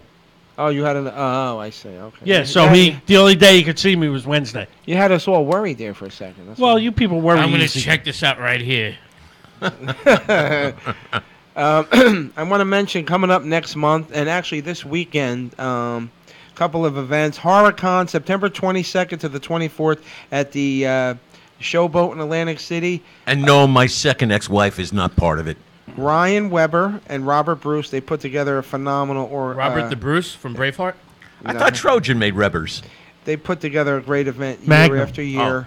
PIs. And, I want to TA? give them a shout out for that. And Do we know who's on that one? there's a lot of great guests. I know Dee Schneider's going to be there. Cassandra Peterson. Oh wow! The guest list is phenomenal. I can't think. I've seen them all too, but he's got they always have a great lineup. And tomorrow night at Parks Casino in Ben Salem, New Jersey, if you're in the area, Larry the Cable Guy live. We'll be at the show. We're going to Except for Dave, who'll be in Bethlehem. Dave, do you remember that scene in Ben Salem where the guy was on the chariots? Salem's Ben Lot? Hur, yeah. Oh, that's Ben Hur. Never Ben mind. Hur? Oh, what about Salem's Lot? What about Ben Him? Ben No, Hur. you're thinking of Bone Hur. No, that's about. That's a good no, one, that's too. Ben Gay. No, that's Jenna Jameson. That's funny. The story that last time we went to go see Ron White, and I texted Dave at Parks Casino, Ben Salem, PA, and Dave, for some reason or another, Oh, you said it was the casino, and you said Parks Casino, Pennsylvania. I'm like, all right, you didn't put the Ben Salem part. So I just assumed it was the other casino in Bethlehem, which is the same distance away from me. is that? It's not called Park. Sands. Oh, the Sands. Okay. I thought the Sands was in the Poconos. No, that's in Mount the Airy. Hourglass. It's in the Mount Airy Hourglass. The Casino. Sands. Okay, all right. So, and for some reason, if Dave for some reason winds up in Bethlehem, which was like an hour from there. I want to go to Ben Salem or Bethlehem. They were both the same distance from me. Yeah. Either Right. way, like it would have taken me the same amount of time. Well, Too if I far? was going straight, But you hit a ton of traffic too, right? right? Well, also Yeah. because I went the wrong way. You know, if I was going to the right, if Bethlehem was the right place, I would have still hit that traffic. That's But if I was going to Ben Salem like I should have, I would have missed the traffic and been there about 45 minutes earlier. Oh wow, that's funny. But All right, so where? But we you know, go- my friend yeah. won $500, so it even. Oh wow! yeah, he did good. That's your Literally, roommate, right? Literally, as soon Jack! as we walked in. Yeah, he did Wow. good then. Gene, can you turn up We my walk mic in, a we go to the tad? bathroom, we walk Turn out. up my mic a little bit. He says, hey, he was waiting for me. He didn't realize I walked past him. I didn't realize he was still sitting there. Right. I walked right by him. He won $500 and then went to look for me. So what you're saying is he won $500 in the bathroom? No, as soon as he walked out of the bathroom. No, in a Sounds bathroom, like you have to earn it sounds like he had the $500 in the bathroom. What did he do? He played the sometimes you first gotta slot make money. machine coming Yeah. out the door. Wow, see, that's he just took a shot. He didn't know. Yeah, he was like, yeah, I'll drop a 20, won Oh, wow. 500. That's nice, and he was nice. What's his name? I don't even know his Jack. name. Jack. Yeah. Jack. He actually bought a couple of rounds of drinks, and they weren't That's cheap nice. over there. That's They're nice. a rip-off over there. It's like $8 a drink over there. No, it's more than that. Is Yeah, it really? gotta be, $8 is like a normal place nowadays. Oh, Until really? you Where win have you been? $500, then they go up to 20 a drink. That's Right. But they comp you a room. Yeah, right. In Bethlehem, no less. Yeah. You get to So- meet baby Jesus, I guess. Yeah, well, Gene, what does the O stand for? When they call you Gene O, what does the O stand for? I never knew. Gino. No, Gino instead of Gene. Like Gino. For ostrich. He's Like, the you go to Gene Geno's, Genie. get something to eat. Is it? Yeah, right. The That's Gene. funny. Who's up for that? Let's go to Geno's. Time when they open. That was a sitcom Tim Ree was in. It's about space. It's about food. It's about time. You remember that's like 1968. No, That's Never mind. I wasn't even alive. No, I'm an older guy. Needless to say. Year or two. Yeah. Hey, he mentioned about- Godfrey Cambridge. Do you remember a TV show, Rapping on the Roof, starring Godfrey Cambridge? Yep. Rapping, talking about, and it was a New York show. Rapping on the Roof. Dick Gregory. That was like right after he won the presidential election temporarily. Do you remember that? Godfrey on the Roof. I don't remember. I don't. Gilbert Godfrey on the roof? No. Godfrey. I'd say- Why am I on the roof? Godfrey Cambridge. What would I be doing up here on the roof? How did I get here? I remember him in That's My Mama. That was my first. Yeah, Clifton Davis, I think, I played love the that son. show. Yeah, that's my what's mama. his name? Ted Lange. Ooh, you took all the ooh-wee out of it. Yeah, You played Junior. yeah. That was a great show. That reminds me. What? What happened? No, I got to text my son because he knows the kid who's runs my Survivor pool. Carlo? Survivor? What are you surviving? It's a Deadpool thing. You know, He was when the he was third a good runner-up, guy. Dick Gregory, in '68. Oh, He almost 68. won. He almost took the whole thing. Yep. Well, one of the I think it was the Philly newspaper had him as winning like one of the primary or one of the states almost, but they had it all wrong. They once they got the ballots counted up, it was like, oh no, oops, that's- fake news. That's funny. Hey Ed, you want to do your news now or later? Sure. Did somebody send us text? Go ahead. Everyone else can talk amongst themselves. Talk amongst yourself. I went to see Black Klansman He has the other 10 night. kids, You did? How was it? It's a really heavy movie. No kidding. and Is a it- true story. I mean, I respect Spike Lee's talent, I don't. but you know what? It's real heavy, and I just at this point I think I need comedies and stuff. Why did you try and yeah. lift it up? But it's worth seeing. I heard Skyscraper was a disappointment. Oh, big time! Ah, God. Anybody hear anything about the Meg? I read the book. It's like years a ago. yeah, They have a I book? know of it. Yeah, that was a book. You gotta stop reading books. It's no good for you. Oh, I loved it. I didn't That's why even you do need like glasses, because you read. that. Yeah, well, I bought it in Barnes and Noble years ago, and I remember loving it. I said, "Oh man, this could be a movie," and look at this. Look at that. It's a movie. You know, that's one of those ones that you would have hoped, which I'm glad they did it. I want to see that, and I heard that the Avengers Infinity War was amazing. Yeah. You didn't I like gotta it? be honest. Since Did I it, wa- did it measure up to the previous ones, or? I thought it was. I gotta say, every Marvel movie since I want to say maybe the first Ant-Man has been kind of disappointing to me. Oh, really? I've lost kind of the luster. I enjoyed That- Infinity War. It was okay. It was It good. was also the first one of the Avengers movies I saw. I mean, including all the breakover. Like, I didn't watch the Hulk. I watched the first 2 Iron Mans, and that's it. You didn't watch the original Avengers at all? or? No, I went right into Infinity Oh, War. dude, the original. Maybe that's why I'm disappointed, because the original's Avengers was phenomenal.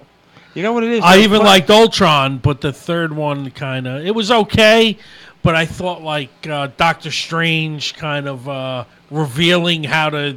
Did he get his own one? He had his own. Yeah, movie. he had his own movie. That Yeah, was pretty good. I enjoyed it. I enjoy. Yeah, I just think they're putting so many out that you don't get a chance to, and they're just like the Thor one was okay. Ragnarok was okay. I thought it was a enjoyed little too Ragnarok. campy. Actually, I watched Ragnarok like a couple times, but I kept falling asleep because it was always on. I would watch late at night. That's Then how I good it was. And like, You fell this is asleep. terrible. And I'm like, whatever. And I fell asleep. Then I actually sat and watched it one afternoon when I had time Right. to be awake. I was like, oh, this is pretty cool. I had it on my Fire Stick, but I couldn't get a decent copy of it. What's up, Gino? What? Yeah, we're not in the middle of a conversation, engineer. Dick Gregory. wow. 9 million votes. Dick Gregory. We're working on the script for the next Jurassic Park. Yeah, let's call him. We're going to bring out the Megasaurus and the Licholotopus. But I want to see the Meg because that looks really good. I saw the coming attractions. It's basically Jaws on steroids. And they're not Yeah. saying it won't be good, but that's what it looks like. Hello, Don? Yes. All right, everybody. It is 9 o'clock. Joining us now is our second celebrity of the evening. This guy is an actor. He's an iconic actor. We've seen him on the screen. We've seen him in the movies, on TV, and he's taken a few minutes out of his very busy schedule to be with us here tonight. Please give him a warm welcome for the first time on the Animal House Radio Show, Mr. Donald Gibb. Yeah! Ogre! We love you, brother. Nerds. Nice. You nerds. Oh, my goodness. Oh, Donald, thank you. I know your schedule, and I really thank you so much. We've been trying to hammer this out. No problem. Yeah. No problem, bro. Thank you. You know what? I don't know where to begin with you, but I'm going to ask you something. I tell you, everybody loves Ogre. I love that movie. We've had Robert Carradine on, and we've had Larry B. Scott on, and he says between you and John Goodman were the heavy party guys on the set. Pretty much. Yeah. I can say that. Yeah, I can say that. Those were a lot of years ago when I could handle that better than I can now. You know. Oh yeah, I tell you, it catches up to us all. Believe me. Doesn't it? Yeah, I hear you. Did you ever think that movie would be so big and the memories of it would last forever like it has? No, I mean, the funny thing, I tell people the story, I do a lot of those Comic-Cons, and the kids are always asking me this question, and I always tell them, I go, I don't think they had any idea what they were making. And I think they had told us that Johnny Dangerously was the movie that they thought was going to be really a big deal. Mm-hmm. And, it just came out of nowhere. And then I think once they showed it to audiences, they just freaked out. It's kind of like Bloodsport. They showed it to audiences and people just went crazy. So they knew they had something pretty big. I think it turned out to be the #1 highest gross comedy of all time. Oh, wow. You want to know something, Don? It's amazing. The movies like Revenge of the Nerds, Animal House, and we had Burton Gilliam on from Blazing Saddles. They wanted to shut Animal House. They wanted to stop filming. Robert Carradine said the network didn't. They gave him like a shoestring budget and sent him to Arizona to film. They didn't think it was going to do. And look what they became. They became iconic movies. I know. It just kind of shows you that they don't really know what they're doing. Exactly. And nowadays it's just big stars and then big crashes and you see what they're doing in the movies now. It's just these Marvel comic book things and I don't even know if they would make a movie like Revenge of the Nerds anymore. I don't think they would take a chance, especially with unknown actors. That's for sure they wouldn't. You got that right. I'll tell you what though. You know what that movie would work nowadays because it's still relatable because of the whole especially now with all the bullying going on and stuff. Yeah. Right. It's probably even more relatable now than it was back then. And I think that's why people still watch it. I really do. I think that's why, when you go to these Comic-Cons, there's 80,000 of them. There's just nerd galore. It's an unbelievable thing, and I just love it. I just love, we look around at the people that are walking, and you're thinking to yourself, they all just get along with each other because they're just all the same. And there's no bullying and there's no making fun of nerds because they're all nerds. And it's just like I say, I think that's why it still resonates with kids and younger generation people that are watching movies today. I think they think it's kind of something that was just made recently. Ed, Don, this is Ed Ruffalo here. How are you doing? I have to thank you because earlier in my 20s, when I was young and able to move, I was actually a pro wrestler, and I have to say I stole your name because I wrestled under the name Ogre. Oh, kid. You owe him royalties. I do, and I got to say, the first show I ever watched on HBO, I loved you as Dr. Death. Oh, that was a great show. Yeah. The fact that O.J. Simpson was in there and that whole thing, but that was once again, my whole career is just the most bizarre thing because I remember talking to the people at HBO, and I kept telling them, I don't understand why we're not on the same night every week. And they told me that HBO did not want to be in the series business, And so thank you, Don. And I'm like, then later on, The Sopranos and everything. And I'm thinking, it's like, I don't even know if I'm ahead of my time or what, but, you're sitting there thinking, these head brasses at HBO are telling you they don't want to be in the series business. I'm like, we were the first series on HBO ever. Yeah. Oh, wow. And I didn't know that. I love that show. Great show. 1 year was nudity. Next year, no nudity. Next year, nudity. Oh, you're talking about my marriage now. What's that? You're talking about my marriage now. Yeah, that's what happens to all of us. You know what, Don? It's funny. I got to tell you, I loved First and 10, and there was I'm going to try and remember the scene because it's one of my favorite scenes. It was like a dream sequence where there was like a backup quarterback, and he was a holy roller, and you were like the devil, and you and him were going back and forth out of it, and you made him say like a bad word, and he goes, "You made me say open fire," and out of nowhere you go, "That's why I'm the devil, asshole." I can't remember. I got nominated for an ACE Award for the one that I remember the most is the one where the biker was beating up the little kid. I came in there and I beat the guy up. It was like John Wayne, and I remember that when we did so many episodes. I really should. My wife she had bought the 8 set. We have them all. One of these days I should go back and look at those because there were some pretty good ones, Oh, heck yeah. And there was some pretty funny stuff. I mean, there was some pretty funny stuff in there. I love the one where I think you guys were in the playoffs and you ran out of the clock ran out and you're in the locker room. You go, "I'll show you how to stop time. Die, you freaking clock!" And you destroy the clock. I remember that. Because usually you film those things like at 10 o'clock at night and you're tired. Yep. And they want you to, it's like we did Revenge of the Nerds. And they cut this whole thing out of the movie. It never made the movie, but they actually had us going into their house and tearing their house apart. And I was beating the heck out of its robot and telling them that it'll never talk to me again.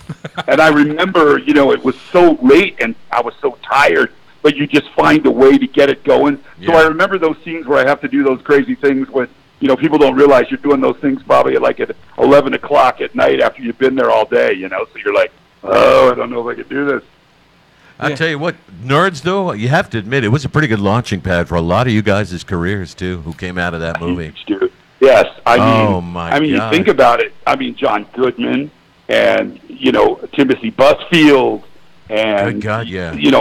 Curtis Armstrong, John Goodman. Anthony Edwards, I think it was? Yeah. Who went on to Anthony Top Edwards. Gun. Yeah. Wow. Yeah, he was incredible stuff. Him and Tim Busfield, the red-haired character, pretty much don't seem to talk about that they were in Revenge of the Nerds. I don't really know what the whole deal is about. I'm not really too privy to that, but for some reason they don't want to. But the amazing thing, I mean, if you sit back and you watch First and 10, you'll see like Maloney that was on SUV and the guy that's on Chicago PD right now, he was on First and 10. Yes. They did some really good casting on that show. Yes. They really did. I remember, I can't think of his name, but he played Tom Yanessa. I remember him. And you were one of the only characters that stayed through the whole series, right? One of the few. I was in the very beginning. I was casted in the very, very beginning, and I went through every single one of them. And, luckily, they did these crazy surveys back then, and they would test audiences and ask them, who was your favorite character? And I remember this girl, we were on this signing thing. I was signing autographs somewhere, and we were in the limo, and this girl from HBO told my ex-wife, she goes, "Well, we found out that Don was the most popular character amongst the Mexicans, the blacks," and my wife goes, "Did I tell you what the girl said?" I said, "No, maybe we should tell my agent that." I was like, "Thank you, girl." Oh my God, that's so funny. Hey, I was like, the only time in my entire life I ever felt good about what my agents were going to tell, because we knew we had them. I'm like, oh, that's great information. Thank you so much. Hey, Don, does it amaze you? You say you do a lot of conventions. Does it amaze you when you do them that, besides the core audience that grew up with you, that you're seeing younger people and they know every line, they know all your stuff? Yeah, it's amazing. And the thing that amazes me the most is when they come up and tell me a TV show or a movie that I forgot I did. And you're like, oh, my goodness, these people know everything I've ever done. They know exactly what I said in it. And it's the sweetest thing. I mean, in some ways, you feel bad because you're charging them like $40 for an autograph, and in some ways, I feel like, oh yeah, but it's neat. I mean, it's just neat to meet them, and it's pretty cool. Ed, you were did they ever? I'm looking up some stuff. Did they ever try to draft you for basketball? No, I played basketball at the University of New Mexico, right? And I had a really bad car accident, and then I went down to the University of San Diego and I played football because they were like a Division III team, and the coach, said, well, you want to play football? And I thought, I'll play football. I'm going to try it a little bit. So I played a little bit of tight end, but I was actually a pretty good basketball player here in Los Angeles, and I was recruited by New Mexico and a bunch of other schools. Wow. And I went there, and then my sophomore year, I had a really bad car accident. It almost killed me. So, they kind of moved on from me, and I had double vision, and I finished up at the University of San Diego. Nice. Oh, wow. But I was lucky. I mean, I lived through it. I was able to play basketball again with double vision, which I don't think too many people realized I had. Right. So, it was pretty cool, Hey, Don, I noticed that you had mentioned before that you were a stuntman. How did you like transition from a stuntman into acting? And that's how you started, or you? Yeah, it was so weird because I got my Screen Actors Guild card because I did something on Battlestar Galactica, and they gave me my Screen Actors Guild card because they voiced over me, and I was like, okay, I'll get a Screen Actors Guild card. I don't even know what that is. I was an extra, I was just doing extra work, and then I got some guy called me up and said, they're doing this reading on Magnum PI, and I went in and read for it and didn't even really know what I was doing, and I got the part, and all of a sudden I'm flying first class to Hawaii to do a Magnum PI with a stunt acting part, and then Tom Selleck was on the Tom Selleck said, you're not a bad actor, and I'm thinking, what is he talking about? I go, I think I stink, and he said, my agent. Give my agent a call. And I went, okay, I'll call your agent. Wow. So I called his agents, and from that point, I got Revenge of the Nerds, and they lined me up with a bunch of shows that got me started. And I kind of found out I was funny. I mean, I had no idea I was funny. And then people started saying, you're pretty funny. And I'm like, okay. So from that point forward, I actually really liked doing comedy. But Bloodsport was good because it allowed me to do drama, and people said, oh, my goodness, he can not only do comedy, but he can do drama. And that was big for me because then that opened up a lot of doors, Right. Wow. Did you have formal training with that, or did you have to learn while filming? No. No. I think I did I think my agent sent me to a commercial acting class, and that was the only thing that I'd ever done. And I thought that was absolutely absurd. But, that's all I did. Yeah, I was just really blessed and lucky that I could remember dialogue. And I tell you, as an actor, and I'm sure if there's any actors out there listening to me, the camera either likes you or it doesn't. Right. Weirdest thing. Well, now what about the training for like the Bloodsport? Did you train formally before that, or you learned on the set? No, I remember John Claude. They had found out about me because of First and 10. He came in, and John Claude actually came and met me with the producer, and they interviewed me, and we talked, and I said, listen now, I'm no martial artist, so let's not go there. I'm not going to embarrass myself. I will fight. I'm a fighter. I know how to fight. I know how to throw punches. I'm really good at that.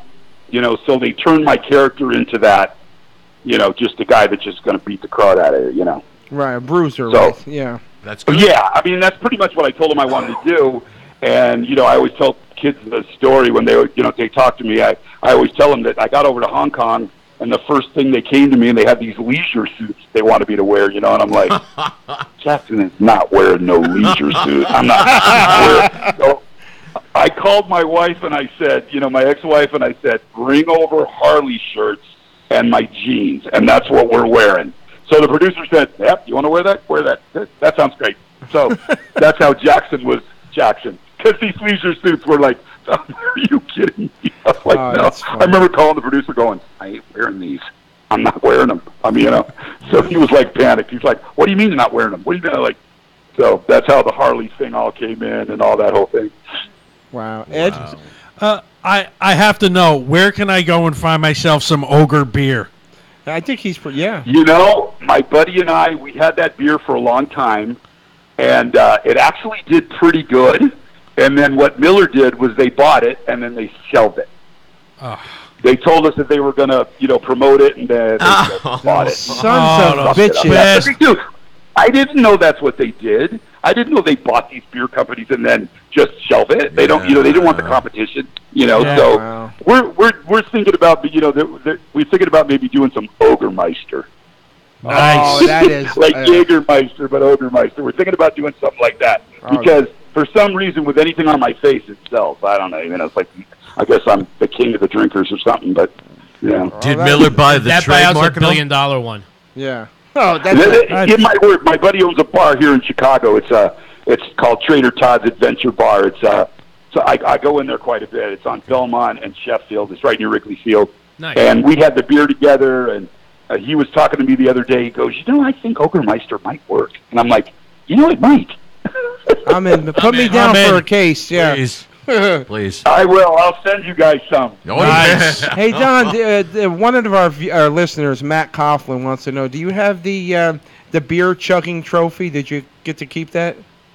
No, I don't know what happened to a lot of that stuff. In fact, that I didn't get. Now, I had the cut-off shirt.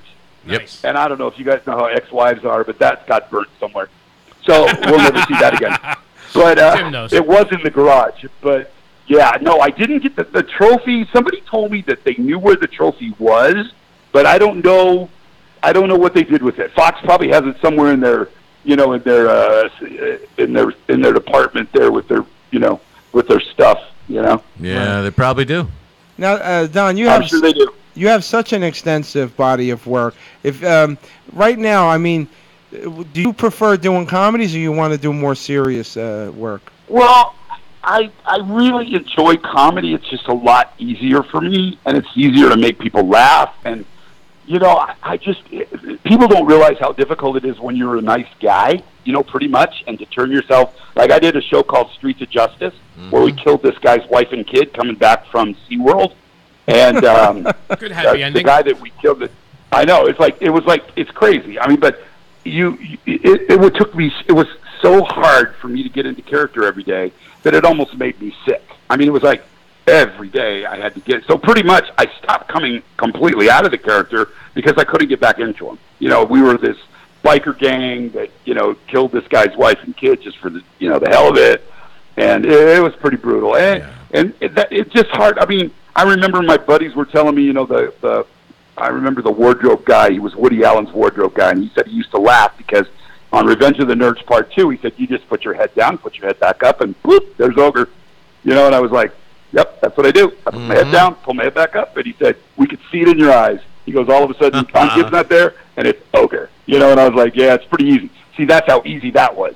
But, it used to take me, like, all day to get into it. And it's hard, man, to do a drama. A lot of guys like doing it. I don't really like it, Right. Are you, now, Vincent, my producer, he said he talked to your phone. He says, but you own a bar in Chicago as well? You just opened it? I was part owners. I'm part owners with he actually owns most of the bar. I'm a small owner of it. It's called Trader Todd's Adventure Bar. It's like right near Wrigley Field. It's a karaoke bar. It does real well. It's a small, kind of a smaller bar, but it's really nice. It's real comfortable. I go in there maybe 3 or 4 times a month because people know that, I'm part of the bar. And I like to go in there and sign autographs and talk to people. And, they like it, because a lot of people in the summertime come from out of town. And we get so much Cubs traffic that it works out really. Yeah, you get to throw out all the drunks, too, right? Yeah, well, I used to do that. Actually, 20 years ago, I used to do that more than I do now. Now I leave it up to the younger kids to throw stuff. Now I just sit back and go throw them out. Thank you. I feel like the Godfather or something, throw them out, So it works. Hey, Don, I got something for you here. How about Revenge of the Nerds, college reunion 30 years later? Yeah. We are amazed because I just saw Robert Carradine and a couple of the other guys. In fact, I'm going to Colorado Springs to do another one. And I just saw Robert in Canada, and Bob and I were saying, with all these remakes, how in the heck are they not wanting to make another Nerds? I mean, with just all these, we're just 30 years later, write some crazy script. I got a funny feeling somebody's talking about it. Yeah, we but are. We'll see. Yeah, well, good. I think when we had Robert on, he said he was trying to do something like that, like an updated thing, but he can't get no one to take a meeting with him. He does have the idea to do it. That's what he told me too. In Canada, he said, he has this great idea, but nobody will take a meeting. And I'm just amazed when you see Murphy Brown and all these things. She's coming back, and the Connors came back. Will and Grace. Exactly. I mean, it's like seems like a no-brainer. But, I got a funny feeling that this little thing keeps happening with all this retro stuff. I got a funny feeling that nerds will come back. In fact, somebody was telling me the other day. I got a call from my agent the other day that they were thinking about making a slot machine. So if all of a sudden they're thinking about making a nerd slot machine, then we might be on somebody's radar. All right, so because they are doing a lot of reboots, and not that I don't mind, but it just speaks to you guys can't come up with anything fresh, that you're rebooting stuff. Not that it wasn't great stuff, but no, I hear you. I'm afraid that they're going to taint the legacy of it. Like, why do we need a Magnum PI reboot? Really? I mean, because nobody has mustaches. That's exactly what I'm talking about.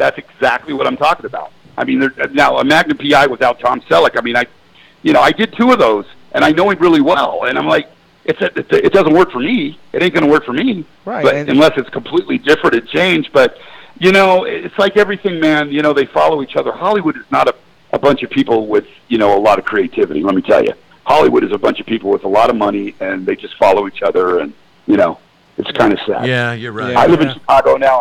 I'm happy I'm here, to be honest with you. All right. So, Congratulations. Are you working on anything, any projects now, or you're just... No, I married a girl. She's 25 years younger than me.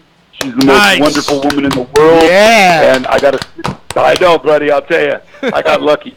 And I got a 6-year-old daughter. Oh, God bless. I take Olivia to school and back, and I take care of her a little bit, and I kind of enjoy it. And my wife she's a vice president of a company down in Chicago, so I married well. Good and for you get to make your Ogermeister.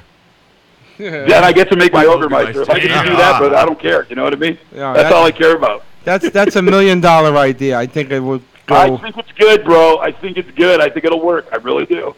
You know? You know what, Don? It was such a beloved character, and sometimes you talk to celebrities and they can't stand the popularity of one character that gave them, because like I said, Ogre was a great role, but you're known for a lot more than that. Do you sometimes say, hey, look, I had a lot of fun doing this, but I've done other stuff too here? I'm just not that kind of person. I think that I feel so blessed that people would even know who you are. That's right, yeah. That it doesn't bother me. It really doesn't. I've always felt like I was just the most blessed man, and, my life has taken twists and turns and car accidents. And look, I mean, I had no training, no nothing, and I made it as an actor, and I became famous. I mean, how many people can say that?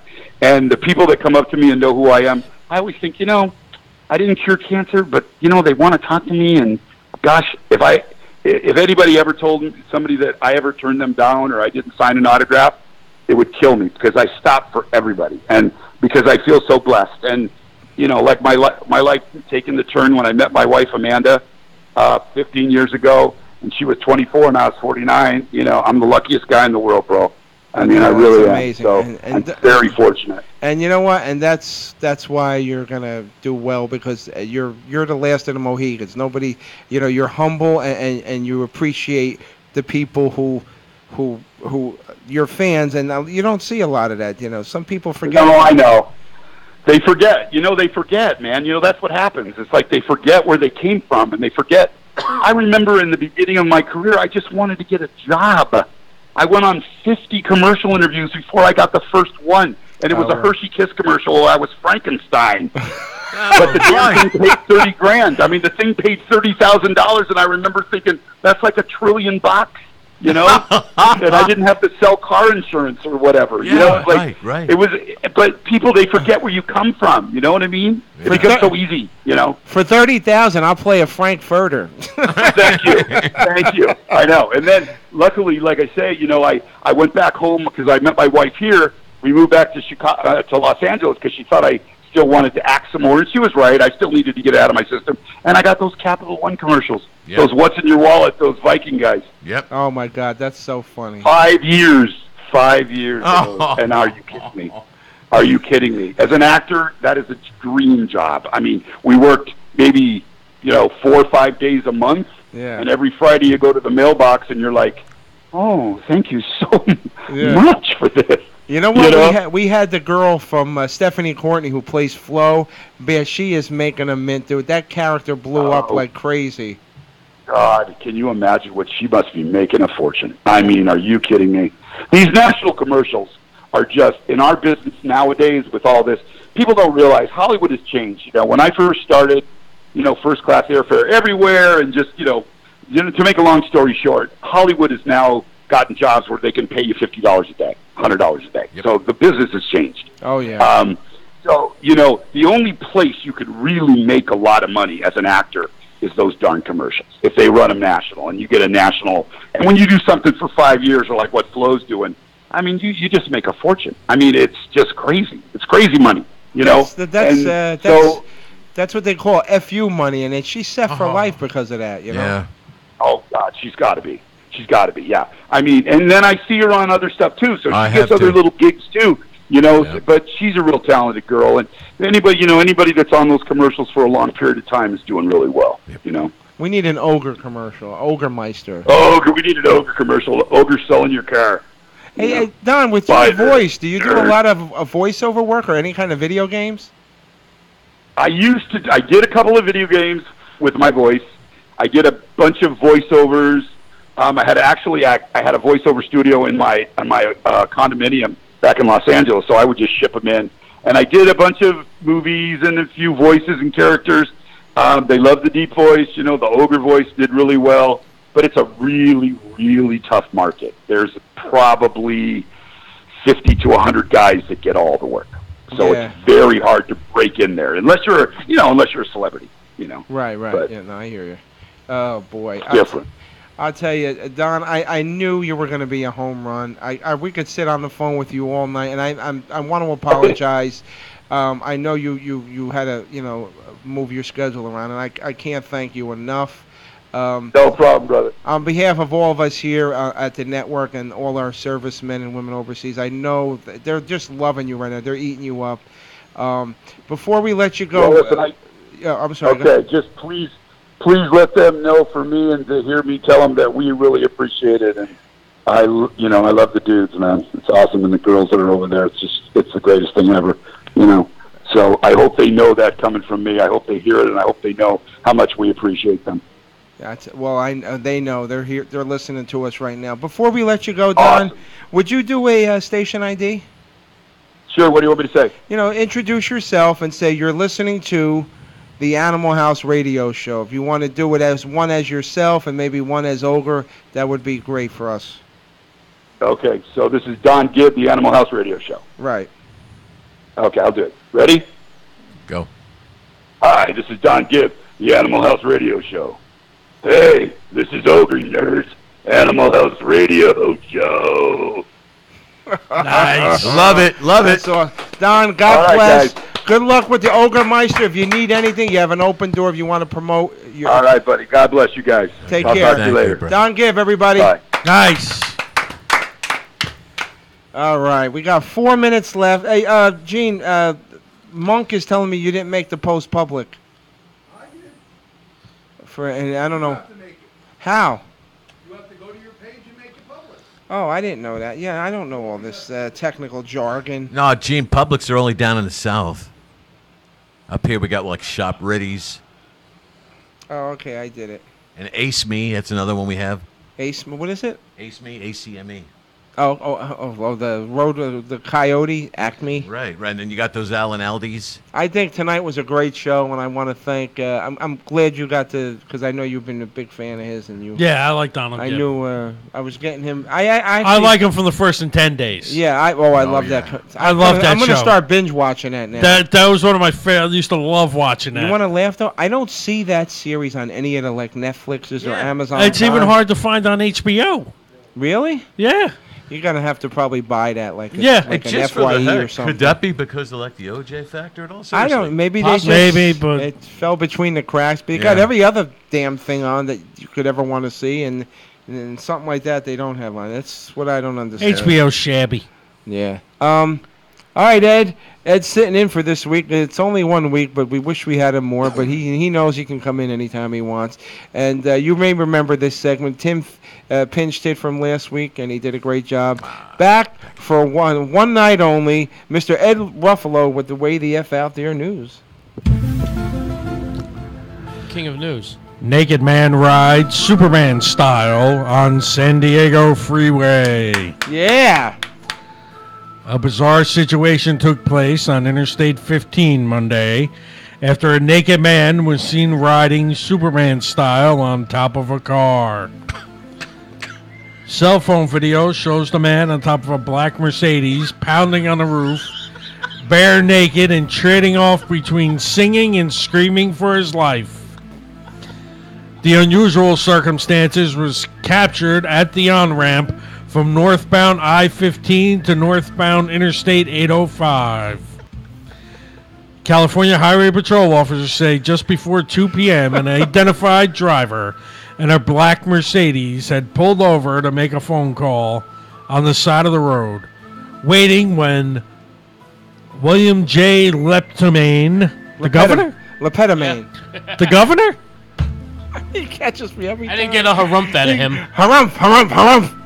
Wearing nothing but his birthday suit, appeared out of nowhere in a severe panic and screaming, "She's gonna kill me 12 times." He began running around the car continually. The driver of the car immediately locked himself inside the car and phoned the California Highway Patrol. Seconds later, a female in her late 20s, later identified as Penny Marshall's Laverne DeFazio, came screeching up in a dark sedan, exited the vehicle with a baseball bat, screaming at the governor, "I'm going to kill you, scumbag," and began to wildly swing the bat. The driver inside the Mercedes decided he had had enough and hightailed it out of there. But at the last second, the governor made a diving jump onto the roof of the car as it sped away. DeFazio immediately followed in hot pursuit of the governor, The governor. laying on the roof in Superman-style pose again, screaming, "You'll never get me, bitch," and then began singing, "I've Gotta Be Me." After a 6-mile chase, the police were able to capture all parties, released the driver in a Mercedes, as he was obviously the victim in this incident. It was determined the whole debacle started over the governor being caught with DeFazio's sister, Shirley Feeney, in his bed. And a doctor's visit by DeFazio earlier that day revealed that she had contracted an STD. Both the governor and DeFazio are awaiting trial and being held without bail. Ed, that was brilliant, Ed. You like that Leptamine, huh? Yeah, that was nice, Governor. I didn't get a harumph out of you. No. I didn't want to strain my voice. So this happened in California, right? Yeah, San Diego, to be exact. All right, so it's hot. This guy's late. His junk is on the roof of a hot car. Well, it might have been a rag top. And it's got to be like pork roll, right? They didn't specify He wiped if it on it was his a rag rags top. beforehand. Oh, my God. He may have been naked, but there might have been a towel laid down, too. Yeah. Yes. Maybe the car just came out of a car wash. You're Maybe he making had a lot of assumptions. Maybe he had a sunroof and he was able to aerate. There you go. Yeah.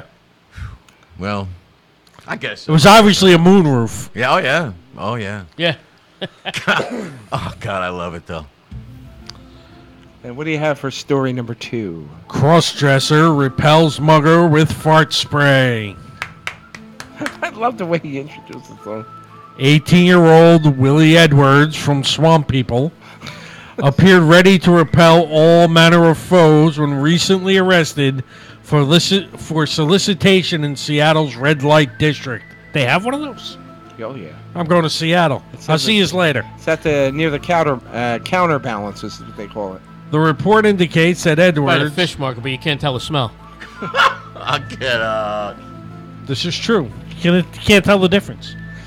The report indicates that Edwards was plying his trade as a lady of the evening, which we use the term loosely, when he was attacked by an unknown mugger who had attempted to rob his purse.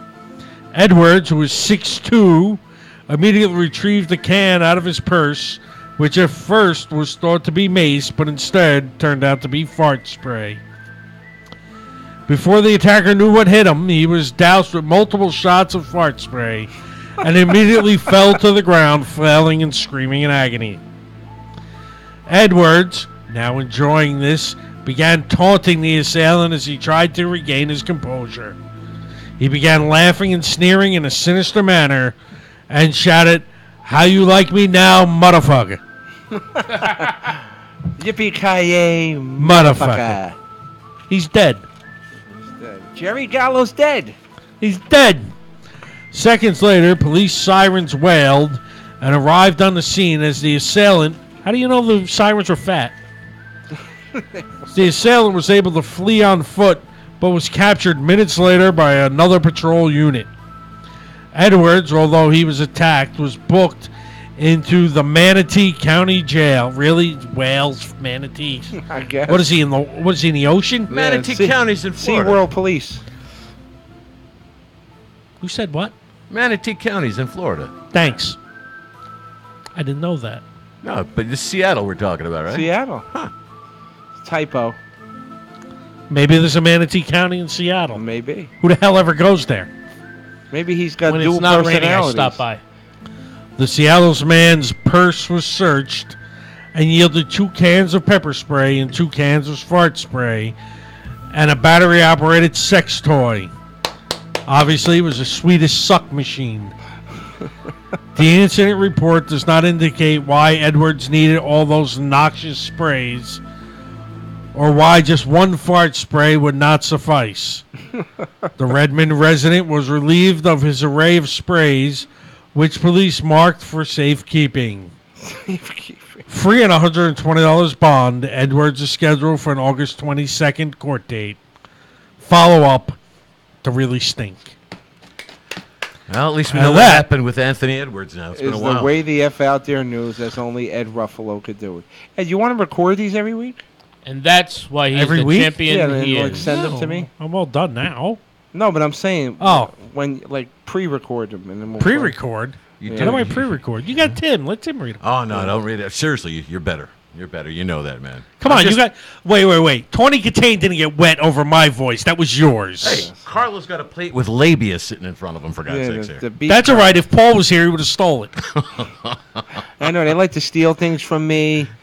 Ed, are you mad at me? Yes, I'm terribly pissed off at you. But I want to thank. So is Dave. Dave. As always. So is Gisello. So is Shay. So is Giselle Paul. was so mad she Paul, didn't come today. Paul is so mad he got back surgery, so he didn't have He's to come faking here. a back surgery just so he doesn't have to be here with you right now. Well, Ed, Monk isn't even here anymore. I know. He We usually got comes- 2 white guys. I haven't seen a white intern in like 6 years. Where did these guys come from? Yeah, what's up with Monk? He's missing all the free food tonight. Where's Monk? Tell him to get here before the show's over. The food's going to be gone. Well, Ed, I want to thank you for coming in, buddy. It was always a pleasure. I was already here. Ed, you have an open door. You have an open door. There's a lot of open doors. There's no walls anymore. There's no walls. There's no floor in the one room too. So Yeah, well, it's fitting. No doors, no walls, no floors. Pretty soon, no ceilings. And we're gonna have. Who do we got coming up, sir? I've got a surprise for next week. I'm not gonna say anything, so I'll. and I'm keep not going to that. say anything. Well, I'll tell you what, Mr. Valeria, what you got coming up this weekend then? Next couple of nights. Tomorrow night, Larry the Cable Guy. Friday, what am I? Larry, your mother's an animal. Well, And the Friday, cable guy's at Parks Casino, right? Yes, Yeah. Parks Casino. In Ben Salem. Ben Salem, yeah. yeah. That's what I heard. On Friday, I wanted to go up to Turning Stone, New York, to see Slaughter and Great White, Oh, but heck yeah. I couldn't get. Sergeant Slaughter? No, I wish. My friend Mark Slaughter, who's been inviting me out to shows, and I've been trying to catch him and Great White, and they're finally together on the show, but Turning Stone's like 4 hours away. It's not happening. I'm not going. Even though I had backstage, I had soup to nuts, but I just couldn't do it. I just want the soup, not the nuts. He's still Dave, got his nuts. What do you got coming up? Anything, buddy? You got Mike Sicoli Monday night on Uncomfortably Funny podcast. Next Thursday, I'm at Broadway Comedy Club. Next Friday, I'm at Point Pleasant Elks. Oh, now Broadway Good stuff. Comedy Club, is that who are you going to be with on that? Me, 22 other Anthony comics. Crescenzo, No, I think it's only going to be like 6 of us. Oh, okay. So it's a real show. I got to ask you Yeah. something. Hopefully you know the answers. What happened with Brendan Jones? I will not talk about that on the air. He's had enough people talk shit on the air about him. No, I just want to. I don't want you to talk dirty. He's off his meds. He's going to be in a lot of trouble. Okay. Yeah. He's It's doing nothing good. He's doing something he shouldn't be. Because I That's saw it. the. Well, you know what it is? I saw the post that Al put up that he's That no and also- longer going to be doing anything. and- I saw the post he put up where he looks like the kid from Two and a Half Men. And then he's saying he's on his meds now, and then he's not because you could tell when you talk to him. And I always knew he was a little sketchy. It's a- but it's I thought Buddy got- Ebsen Sketchy. played Brendan Wasn't he Jones. homeless or something? And Paul He kind of helped still him. is. Yeah. Oh, okay. Ed, what you got coming up, Sam? No, September the 3rd. We will be. I'll be announcing wrestling Rescue Mania outdoors. Attaboy. That will be happening on September 3rd? Okay. September 3rd is we're Sunday? doing an exhibition at the Rutherford Street Fair. Good, Okay. good. And then September the 23rd will be Rescue Mania All right, 2. so it's like a Yeah, we're just gonna. It's just Warm up. promoting it. Precursor. Promoting It's the house show September before the main 23rd. event. Yeah, exactly. Big stuff, man. Very big. Yep. Really big shoe. Hey, Ed, are you going to stay behind the mic or you're going to eventually get in the ring? Probably gonna stay behind the mic. Yeah. I mean, unless they give me a lot of money to get in the ring. Hell yeah. There you go. Why Hell not? yeah. Yeah, if they're gonna pay me. Heck yeah. Fuck you. Pay me. Hey, But, take a fall once in a while. Get some money for it, man. So, That's all right. Eggman, what's the deal with the girl from the concert? Did you? No, the truth, she's just a very good friend of mine, and I thought she might be kind of tipsy. So I was How old looking is out she? for her. Tipsy? She She's- was well, on I'm- LSD. I'm Good 61. for She's younger than me. I let's put thought it she that was way. hallucinating because she Yeah, was well, how like much this. younger? Mid-50. I figured Oh, mid-50s. no, she's out. She's going like this while Jeff Beck is I playing. she was. I liked how she got into the music. No, like I she did. was I just thought flowing it was with funny. I'm like, what Oh, the? no, no. She looked like she was having an epileptic fit. I'm like, Tim, do something. She's a sweetheart, He man. did. She really Push is. her over. Yeah. I mean, it was a great show, but she really lifted my spirits. It really would. You know, she's dressed nice. And What she's else she pretty, and lift? I was like, oh, this is good. This is good. you know? That's his way of saying he got something. She lifted his spirits. I tell you what, Ann Wilson, when I sat there, we were told up front, Oh, no that questions. was a little disappointing. No Wasn't that- questions, no handshaking. So we all kind of knelt next to her. She sat Yeah, at a you table. couldn't even touch her. Like you couldn't even put your hand like on No. her shoulder. Yeah. And she sat at a table. She So looked like grabbing her boob is out. They set her up in a table with like a psychedelic towel on it and a Yeah. candle. She looked like a psychic, like she was going to reach her palm. Yeah. So it was kind of. I would have put down a 5 and say, "How am I doing?" When there was only like 8 of us at this meet and greet, and Yeah, she 7 looked people like altogether, yeah, she was yeah. terrified, like a deer in she headlights. did, too. She did, yeah. She might have been. I don't know. She I would have might- made it as creepy as possible. She to might scare have her. phobias or something. Who knows? I don't I know. literally, when my turn was last for the picture, and I knelt next to her, and before they snapped, I said, by the way, I am the Eggman. And she paused, and then she started to bust up. So I can't wait to see this picture if it Yeah, ever comes out. she was nice, but she was very standoffish. And we have yet to find out where they posted the pictures. It's like a Exactly. mystery. It's Exactly. Like, I think I'm going to find out where Hoff is before we find out where these pictures Well, are. she kept them. I don't know. There's a little room in her Yeah, you house. can't touch her, but she could, you know, with just like a little light hanging from the double-click and thing, she and gets all the pictures are stapled to the wall. Well, I got news for you. Mine is framed, and she definitely kept it. Yeah. Yeah, she liked it. But I want to thank Tim, Ed, and Dave on behalf of all of us here. And we thank Carlo. Thank you for a great show. Thanks to Tim Reed, Don Gibb, Ed Rowland, and, of course, you, the listeners.